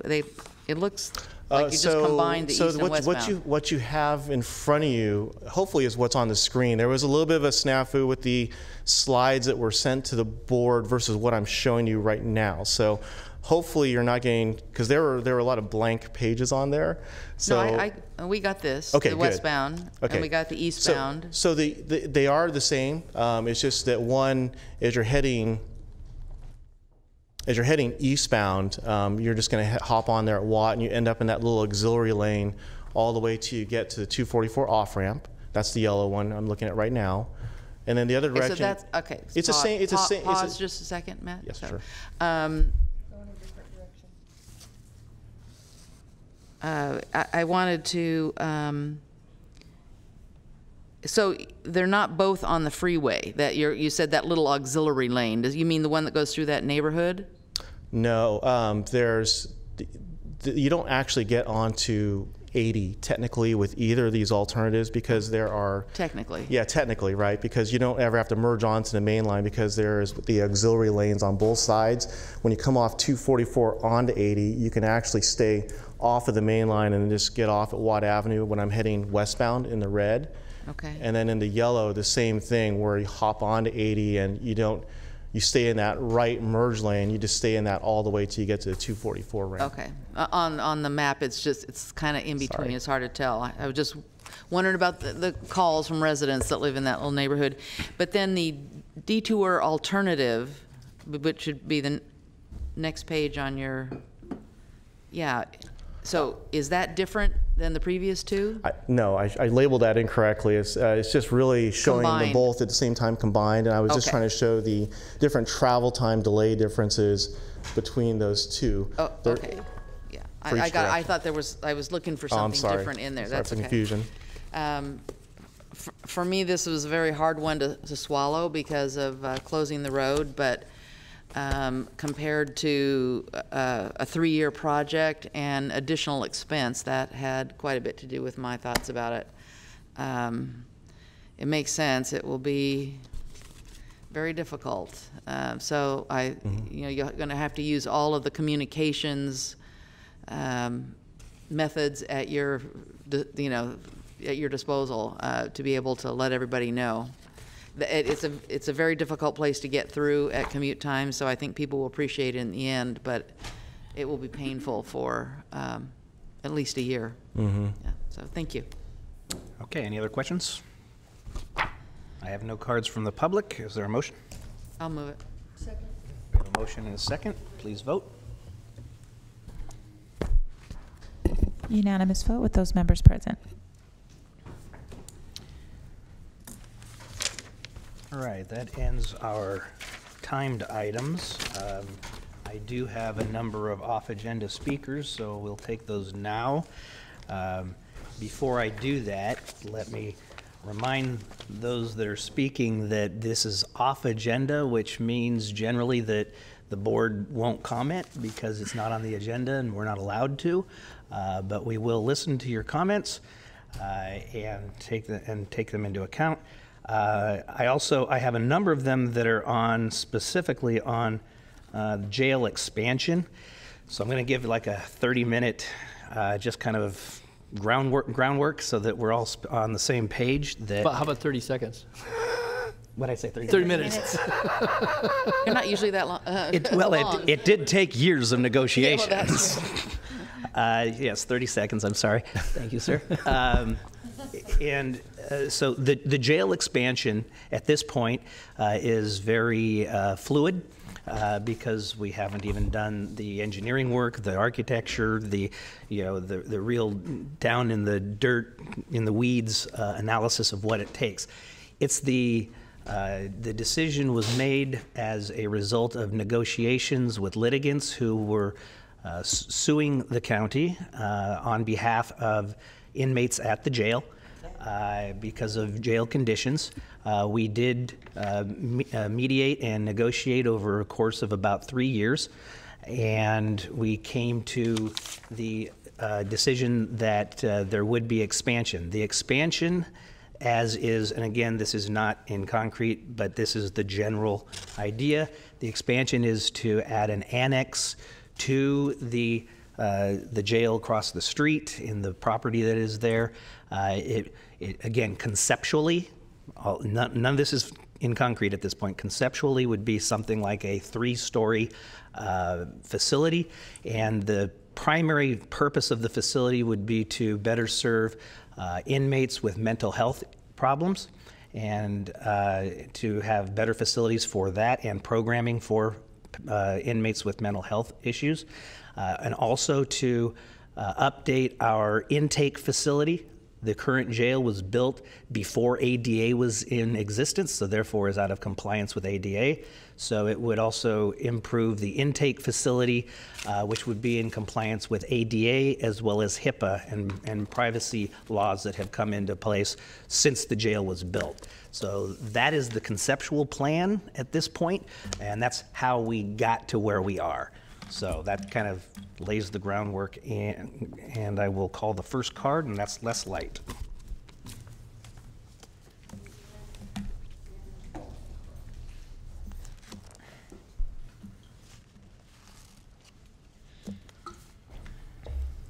Hi, I'm here speaking on behalf of the Sacramento Tenants Union. I'm with the organizing team for the Sacramento Tenants Union and the joint organizing committee of the Sacramento Tenants Union and the Sacramento Homeless Organizing Committee.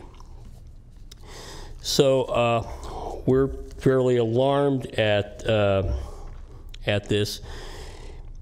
It's not just a matter of getting money from the state. As we understand it, there's going to be considerable funds diverted from other vital services, particularly in our point of view, housing, in order to facilitate this, but also to maintain and keep it going.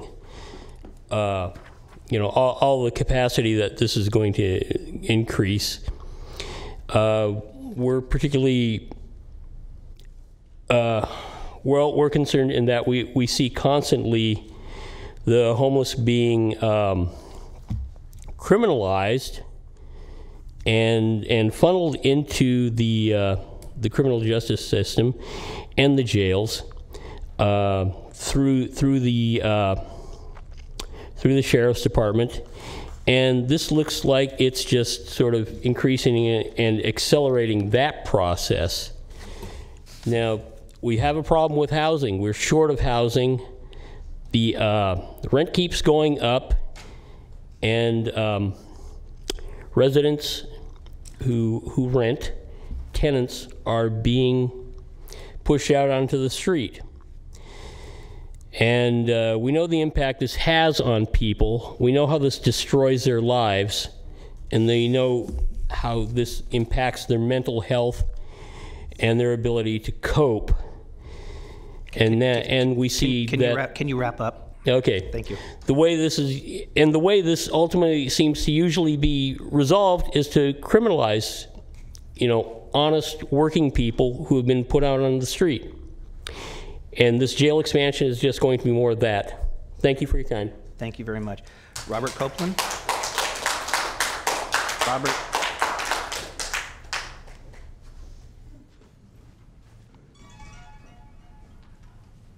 Morning, Robert.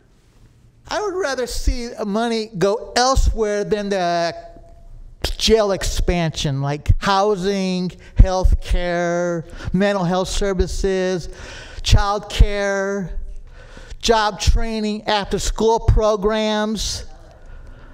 Why? I mean, Why do we need another an annex to the main county jail? And you're probably going to add on to RCCC. This is wrong.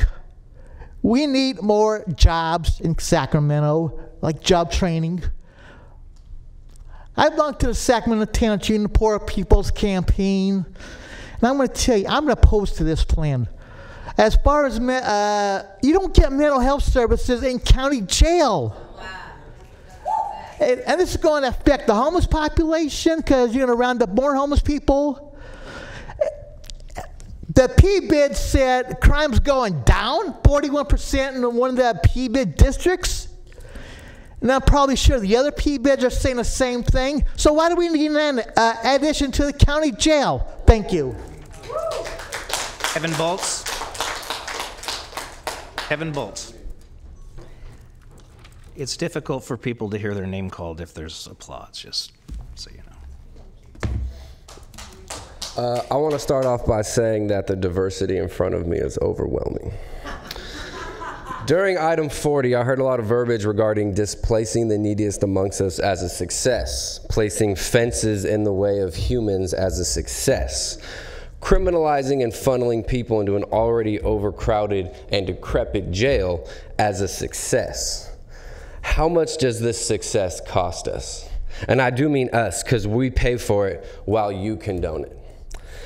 See, the funny thing about poverty is you can't arrest it away. You have to fund it away. The safest neighborhoods in Sacramento don't have the most police in them. They have the most resources in them, particularly in the form of capital and home ownership. I would bet cash money there's a strong inverse correlation between home ownership and police presence in most of the neighborhoods in this county. See, my overall experience with this county is a helicopter that inexplicably doesn't turn its light on over the Meadowview neighborhood, a cyclone fence around a public building, and a sheriff who locks out his only oversight. Literally locks the door. And you want to give this person more money? How and why? You want to take $80 million with a bunch of strings attached from the state that we're going to have to pay for later to fund the literal problem. The problem is the county jail. So you want to take money away from services to fund the problem further? Why don't you nip it in the bud? See, where I come from, if you mess something up, you got to pay for it. So how come every time the sheriff messes up, we have to pay for it? How come he doesn't pay for it out of his budget, his retirement, his people's salary? Why do we need so many county sheriff deputies if we can't even take care of the people they're arresting? That makes zero sense. See, there's an old Greek verbiage that says a great society is one in which old men plant trees they'll never know the shade of. That part. Whatever you're doing is the fucking opposite of that. Mackenzie Wilson.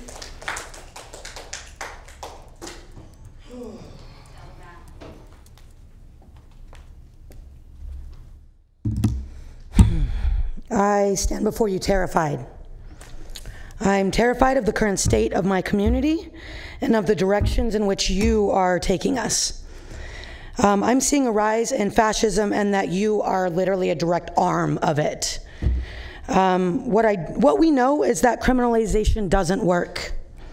We see that it literally ruins lives. We see that it perpetuates the poverty cycle. We see that it perpetuates mental health crisis. It perpetuates our unhoused crisis, and the criminalization of folks who live outside is a waste of taxpayer dollars. I wanted to emphasize that one more time. Patrick Kennedy. It perpetuates the very systematic mechanisms that diminish the people's access to opportunity. I'm in awe that our city is moving towards a jail expansion for a fascist like Scott Jones who's gone rogue. A jail expansion when we see the need for affordable housing and access to mental health services. Yet we're seeing a cut to all community services across the board by at least 15% to help with this expansion, and that doesn't even take into account the money needed to upkeep the jail after the expansion is done. What we know is that half of the population in this jail are unconvicted and dealing with mental health crisis and not being housed crisis. So why are we talking jail expansions when what we should be talking about is housing and mental health facilities that need to be staffed with actual mental health staff, not sheriffs? I will be, cool, I've got 20 seconds. We are aware of the bond money, and we demand that you say no to it. We don't want jail money here like that here in Sacramento. And any upgrades made to these facilities due to lawsuits that we are paying for needs to have more community oversight.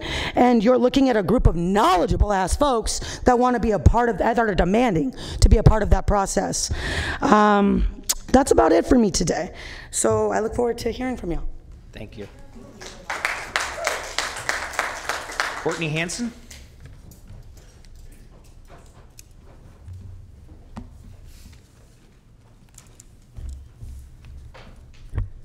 Hi, thank you. My name is Courtney Hanson. I live and I'm from here in Sacramento. I also do volunteer with the Californians United for Responsible Budget, so I know about the BSDC. I'd go to their meetings.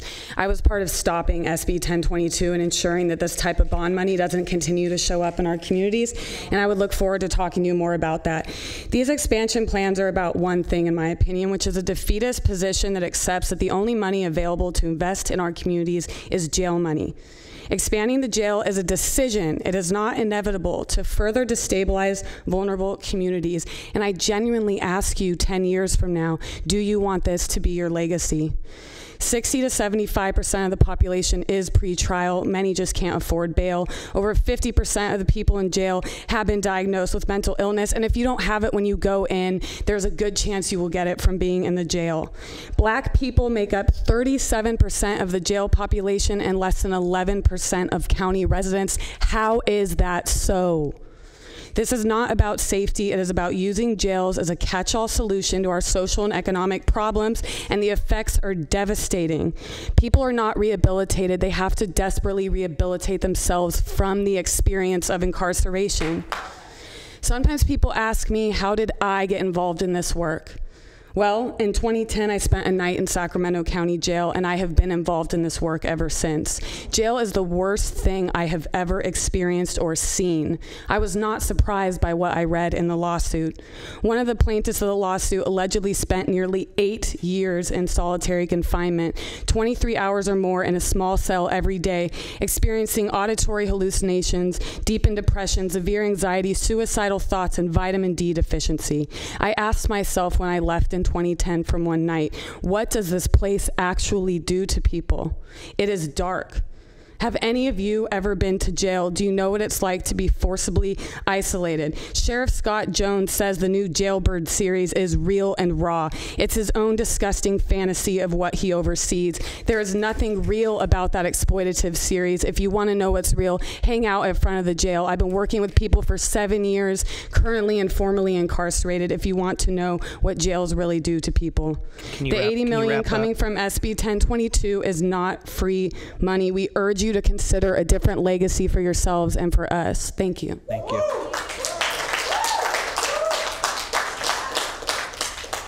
Asantewa Boykin.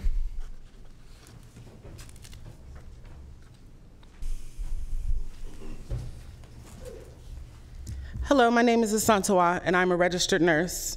Our healthcare system has and continues to absorb this county's inadequate housing, inadequate housing, family, and mental health services. From the houseless folks that sleep in our waiting rooms to discharging folks who are desperately trying to get clean because the programs for poor people are either impacted or non-existent. All the while, MHSA has over $1 million that they need to spend by June 2020. We cannot police and incarcerate our way out of public health crises. Rather, those crises look like mental health crises, over-policing of marginalized communities, or a housing crisis. Cutting monies from health and family services and eliminating social workers is not only inhumane, but also irresponsible. If there are cuts that need to be made, I hope they're made from your salaries. As a healthcare professional and a mother and a resident of this county, I ask that Sacramento County reject the $80 million for the jail expansion, and that our citizens not lose valuable services to pay for the inhumane conditions that exist in your jails. It has been proven in brave states like Oregon and also internationally that health-focused rehabilitation is effective. It decreases recidivism, homelessness, addiction, and crime. This current system is not working. Let us be an example of how to fix it instead of just expanding it. And also, in addition, while we're talking about mental health in jails, I've seen the way your sheriffs treat people that are trying to get help in the hospital. They sit there, they hit on nurses, they drink coffee, they Facebook, they minimize inmates' complaints. They're in pain, and yet they remain chained to a gurney with 2 armed people standing there. That is inhumane, and I imagine if they brazenly treat folks that way in public, I can only imagine how they treat them inside prison walls. Thank you.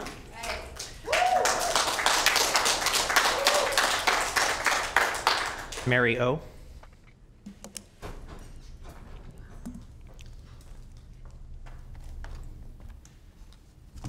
Hi, I'm a primary care physician and I take care of patients with substance use disorders, which is what brings me here today. I'm also a buprenorphine and a Suboxone prescriber.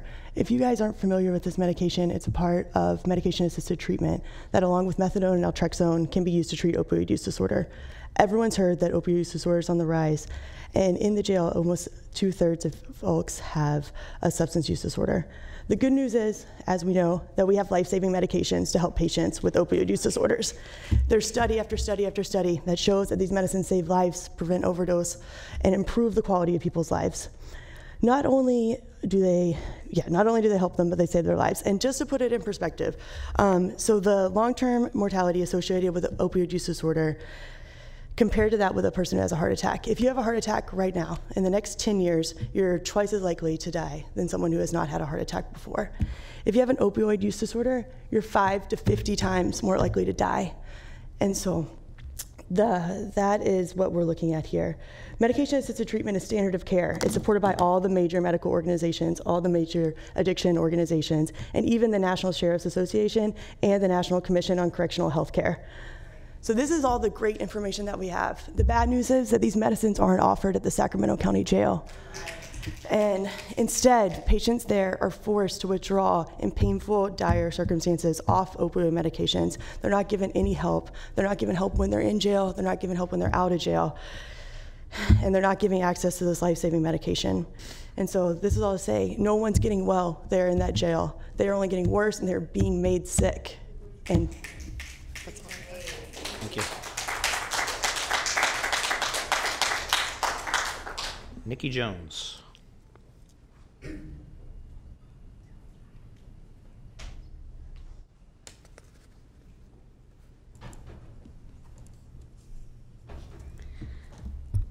My name is Nikki. A lot of what I focus on is the human and civil rights of people who live outside. This includes, let's see, I'm also a street outreach worker. A street outreach worker relies on building rapport to improve access to a range of options to improve the quality of life for people. This includes people experiencing all spectrums of mental wellness. I have serious concerns, as well as others here, about this much money pouring into a criminal justice based mental health services, and at a time when so many other services are being cut. We have a firm belief that significant investment in county and community-based mental health treatment and intervention would go a long way in curbing the Sheriff's Department's need to house these individuals to begin with.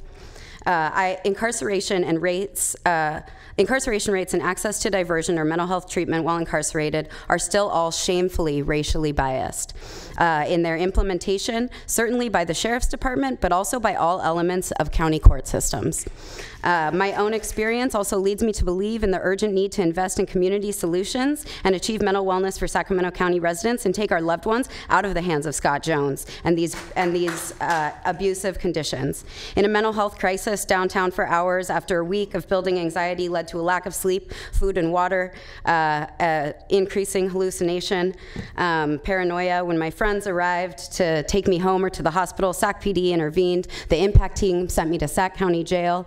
And as 5 officers tackle me, put their hands on me, struggle me all the way there to booking, put the mesh bag over my head, tackle me down, throw me in my cell, and leave me there for hours.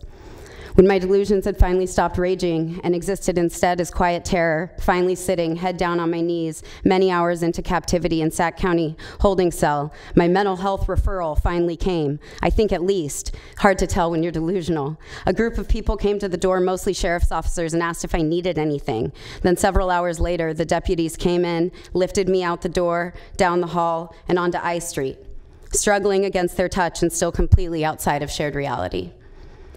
At 3:30 a.m. I've got 2 more sentences. At 3:30 a.m. they threw my property bag out after my body. Thank all gods for friends who were there again when no system could be, not even the light rail. Can I ask you honestly, sincerely, should we keep investing in this? We know the bid on the $89 million has already been pushed back more than once. Let's cancel it and have a different conversation altogether. Liam Smith. Liam Smith.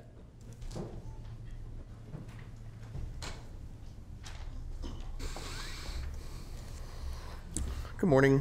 Morning. I am an activist with Sacramento Tenants Union. I'm an organizer. I echo pretty much all of the concerns that have been brought to you guys today. I just want to point out a couple of examples of the root issue here, which is really over-policing. Well, you're funding this budget at the same time you're cutting 5 positions in your homeless outreach team. So it seems like you're funding to deal with treating the symptoms and not the root cause there. Another thing that I want to point out is that I think earlier this year, it took a national court order to get us to stop ticketing people who were camping by the river. And the police's response to that was, it's okay, we'll find ways around it. You know, basically they were openly admitting to wanting to over-police and finding other ways to ticket those people for offenses. So that seems like a large influx of people going to the jail that really don't need to be there. Another thing that I want to point out is the example at Stockton and Fruit Ridge. Sacramento Tenants Union was working with homeless people in Stockton and Fruit Ridge. SHRA has told us that they are going to, build a new project on that site forever. They haven't, and people have flocked there because it's open land and they can build a community. When they organized a tenants union with us, literally like 2-3 days later, police came and bashed skulls and confiscated property, and the same night that they exiled all of those people from what had become their home, a woman was raped, right? So clearly there's no good solution that comes from this ridiculous over-policing, and it's exacerbating this problem.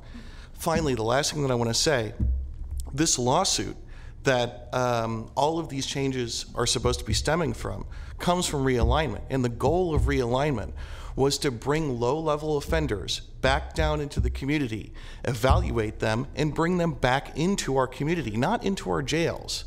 So it makes much more sense to me to develop rehabilitation programs, develop services for these people, instead of have them sit in the jails and rot and wait for judgment for years and years and do nothing productive. Thank you. Thank you. Cassidy Payne.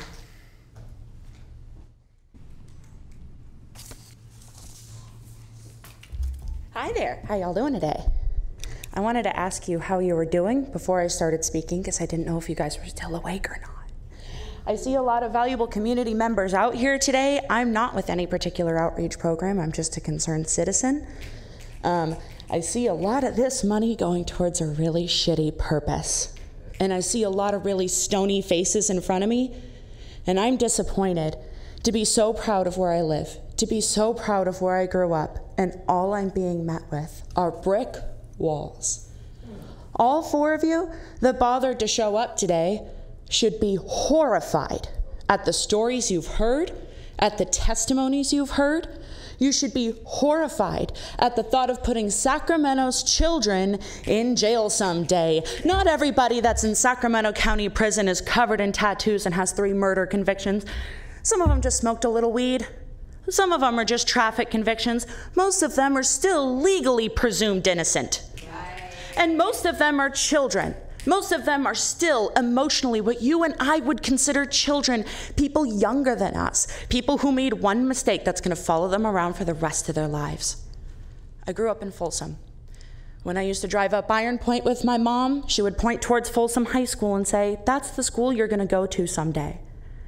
When I hear about your 3-story theoretical jail building, all I can think of is looking at the children of this city and saying, as soon as you graduate high school, as soon as you fuck up just a little bit, there you go. There you're gonna be someday. It's a fucking death sentence. Even if you get out of jail, even if you get out of this horrible, horrible place we've created, God only knows what's gonna happen to you after. You might still be homeless, you might have a horrible time finding a job, and you might end up right back in jail, which is what happens to most of our minorities in this county. They go right back into the same system that held them captive. You should be horrified and you should be ashamed of yourselves if you even think about taking this money. The people of your county are begging you to do what's right and what's just.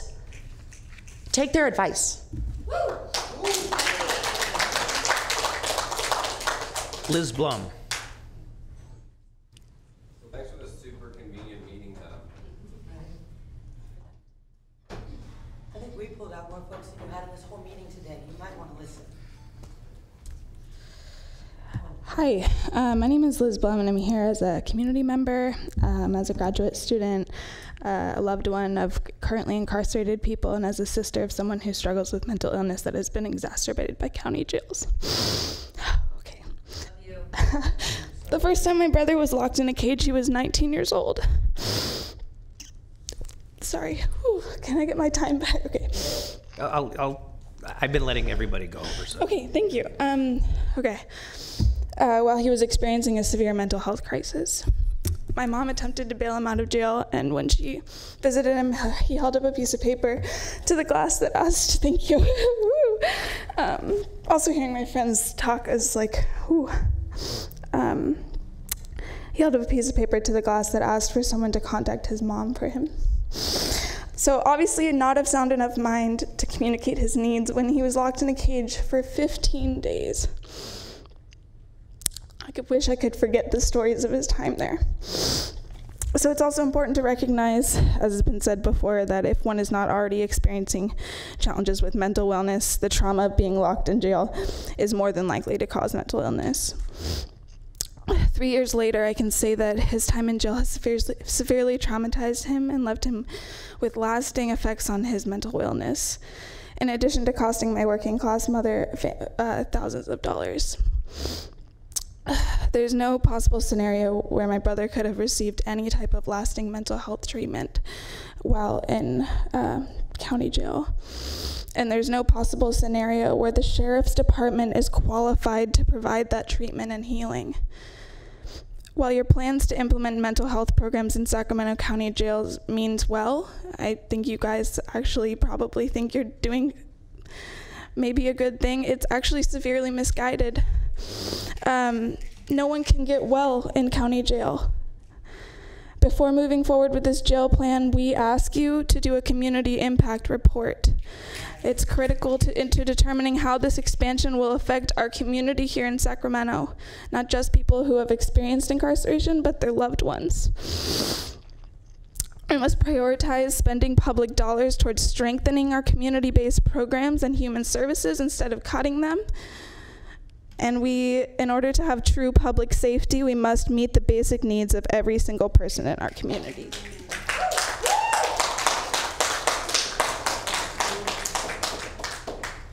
Dan Adderholt.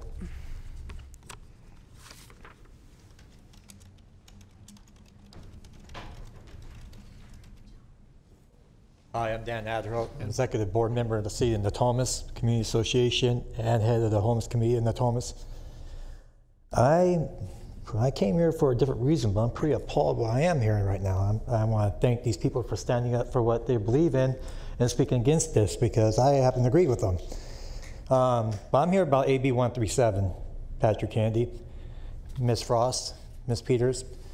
This law is attacking us, my American River homeless crew and fellow homeless people on the American River that you guys are trying to pass. I don't know what you guys are in general, but it's like I said in the past, You guys are going against veterans, who are fellow veterans who fought for our country. They're in my crew. They're 73%. They're not drug addicts. I'm so sick and tired of people comparing homeless people to drug addicts. There are so many homeless people out here who are not drug addicts. They're the same as you and me. They lost their job. I mean, there's 1,000 reasons why people are homeless, okay? And I don't want to preach because I don't have much time, but what I'm saying, though, is I'm fighting against this law being passed because it's against the Boys versus Martin case. You guys may change the words, but it's the same. You guys cannot do that. It's already been found unconstitutional by the Supreme Court of the United States by saying you guys can't without having adequate shelters. And speaking of shelters, where are these shelters that are supposed to be built? Well, I'd like to know. I love working with you guys. I'm working with Park Recreations, cleaning up the area, but so far, you guys, all I see now is just another attack on the homeless committee. And my homeless crew deserve more respect than that. They're not drug addicts. They're normal as you and me. They're just trying to make the best of the situation they're in. And we're working with them 24 hours a day and 7 days a week out of my own pocket. I'm pouring this with the help of next door members. I spent over, $103,000 of my own money to save the American River, and we saved the American River without Park and Recreation because they had no funding to do it back then. You guys know this. Thank you. Thank you, Dan. Mr. Gill, can you please have Natasha Drain send board members information on AB 137? Yes, I will. Thank you. Lynn Berkeley Baskin.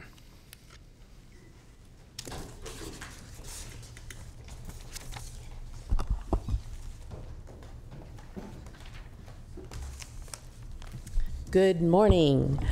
Again, I'm Lynn Berkeley Baskin. I am a community member. I live in Folsom. I serve on many boards of directors as trustee and board member, also on committees. I'm also grassroots advocate. I'd like to first echo all of the people sitting here today who have been forthright in their experience, and they've given you data. I don't know if you've actually looked at the data they've given you. And I would say that I would like to challenge two things. One is your motivation for building and expanding our criminal justice facilities, because they're not just. So I don't know what the motivation is, but I think that's something that it has to be talked about in the community and with you. And that opportunity hasn't happened. Second, the process.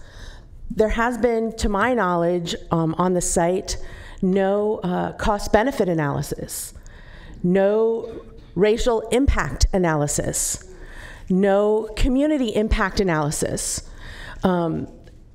If you really are looking for safer area and safer communities and healthier communities, that has to be done by doing the analysis at the front end.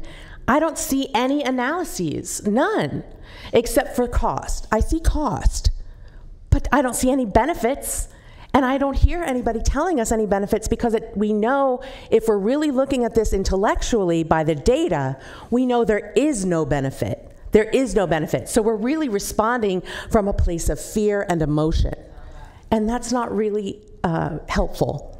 We really have to look at the data, and I suggest that I probably raise hands if you're willing to do research for the Board of Supervisors. You have a whole team ready to go. So thank you so much for hearing us today. And I really hope you consider not accepting the $89 million. It's appalling that you would be complicit in making a system worse, especially when you've invested in RAACD and BCLC. How does that's so inconsistent. So please look at how you're making decisions. It's unwise, and it certainly doesn't include the community. Thank you. Thank you.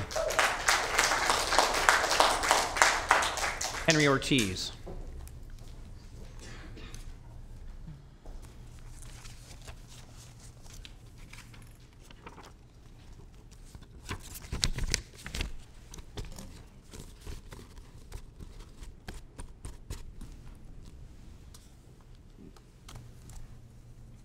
How are you guys doing? My name is Henry Ortiz. I'm a community organizer and a formerly incarcerated individual who just got out about a year and a half ago after spending 18 years of my life in there. So as far as the traumas and the things that happened in there, I'm going to save you the time. Do note that the Department of Corrections has more prisons than the whole country put together, and there's a lawsuit, a federal lawsuit on the department based on the medical issues and deaths in the department because the department grew so big. And that's kind of what I'm seeing. We're getting ready to feed a big monster. I wish that you would have consulted with your community before you guys started making these agreements with these folks about building prisons. So let me just kind of give you some key points why I think it's a bad idea. 1, 3/4 of Sacramento's entire budget goes to maintaining criminal justice system, mostly to the sheriff's department. 2, 60 to 75% of the jail population have not been sentenced. They are waiting for a trial for months or years. 3, over 50% of the people in jail have been diagnosed with mental health illnesses.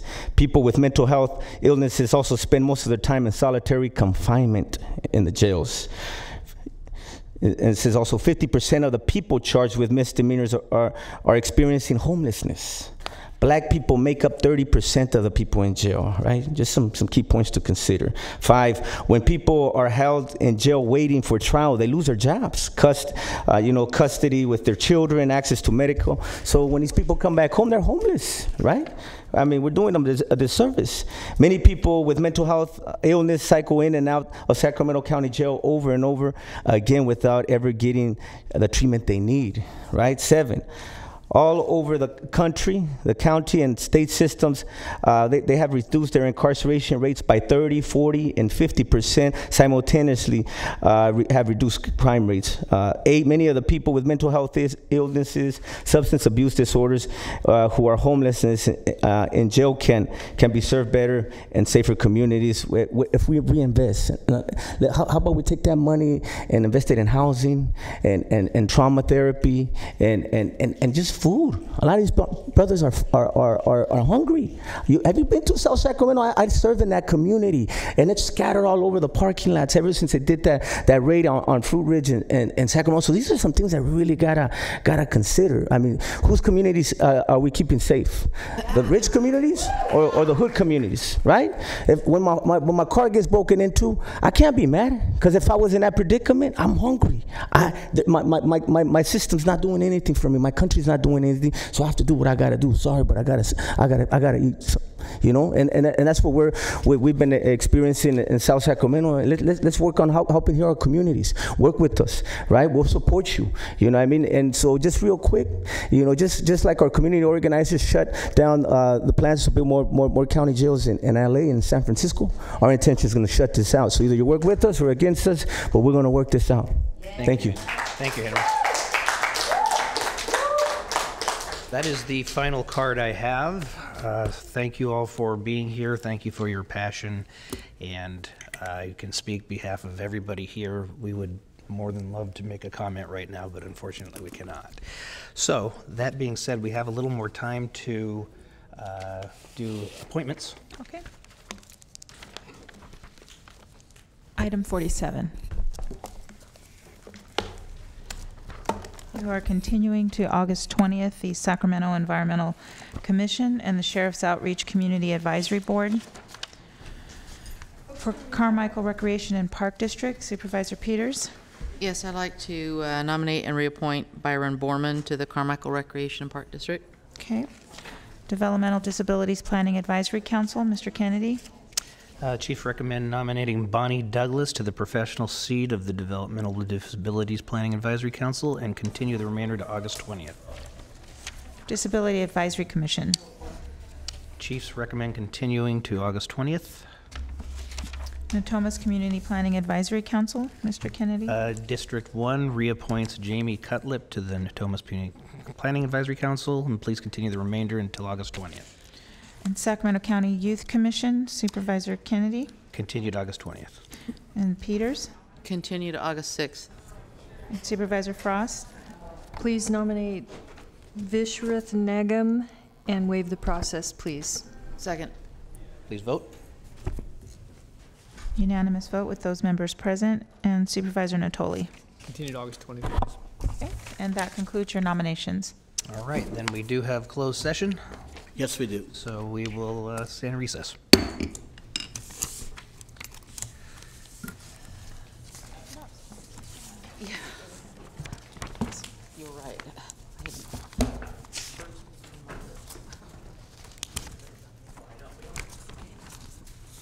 Don showed the most restraint I've ever seen. What a compliment. Hey, on that raceway later?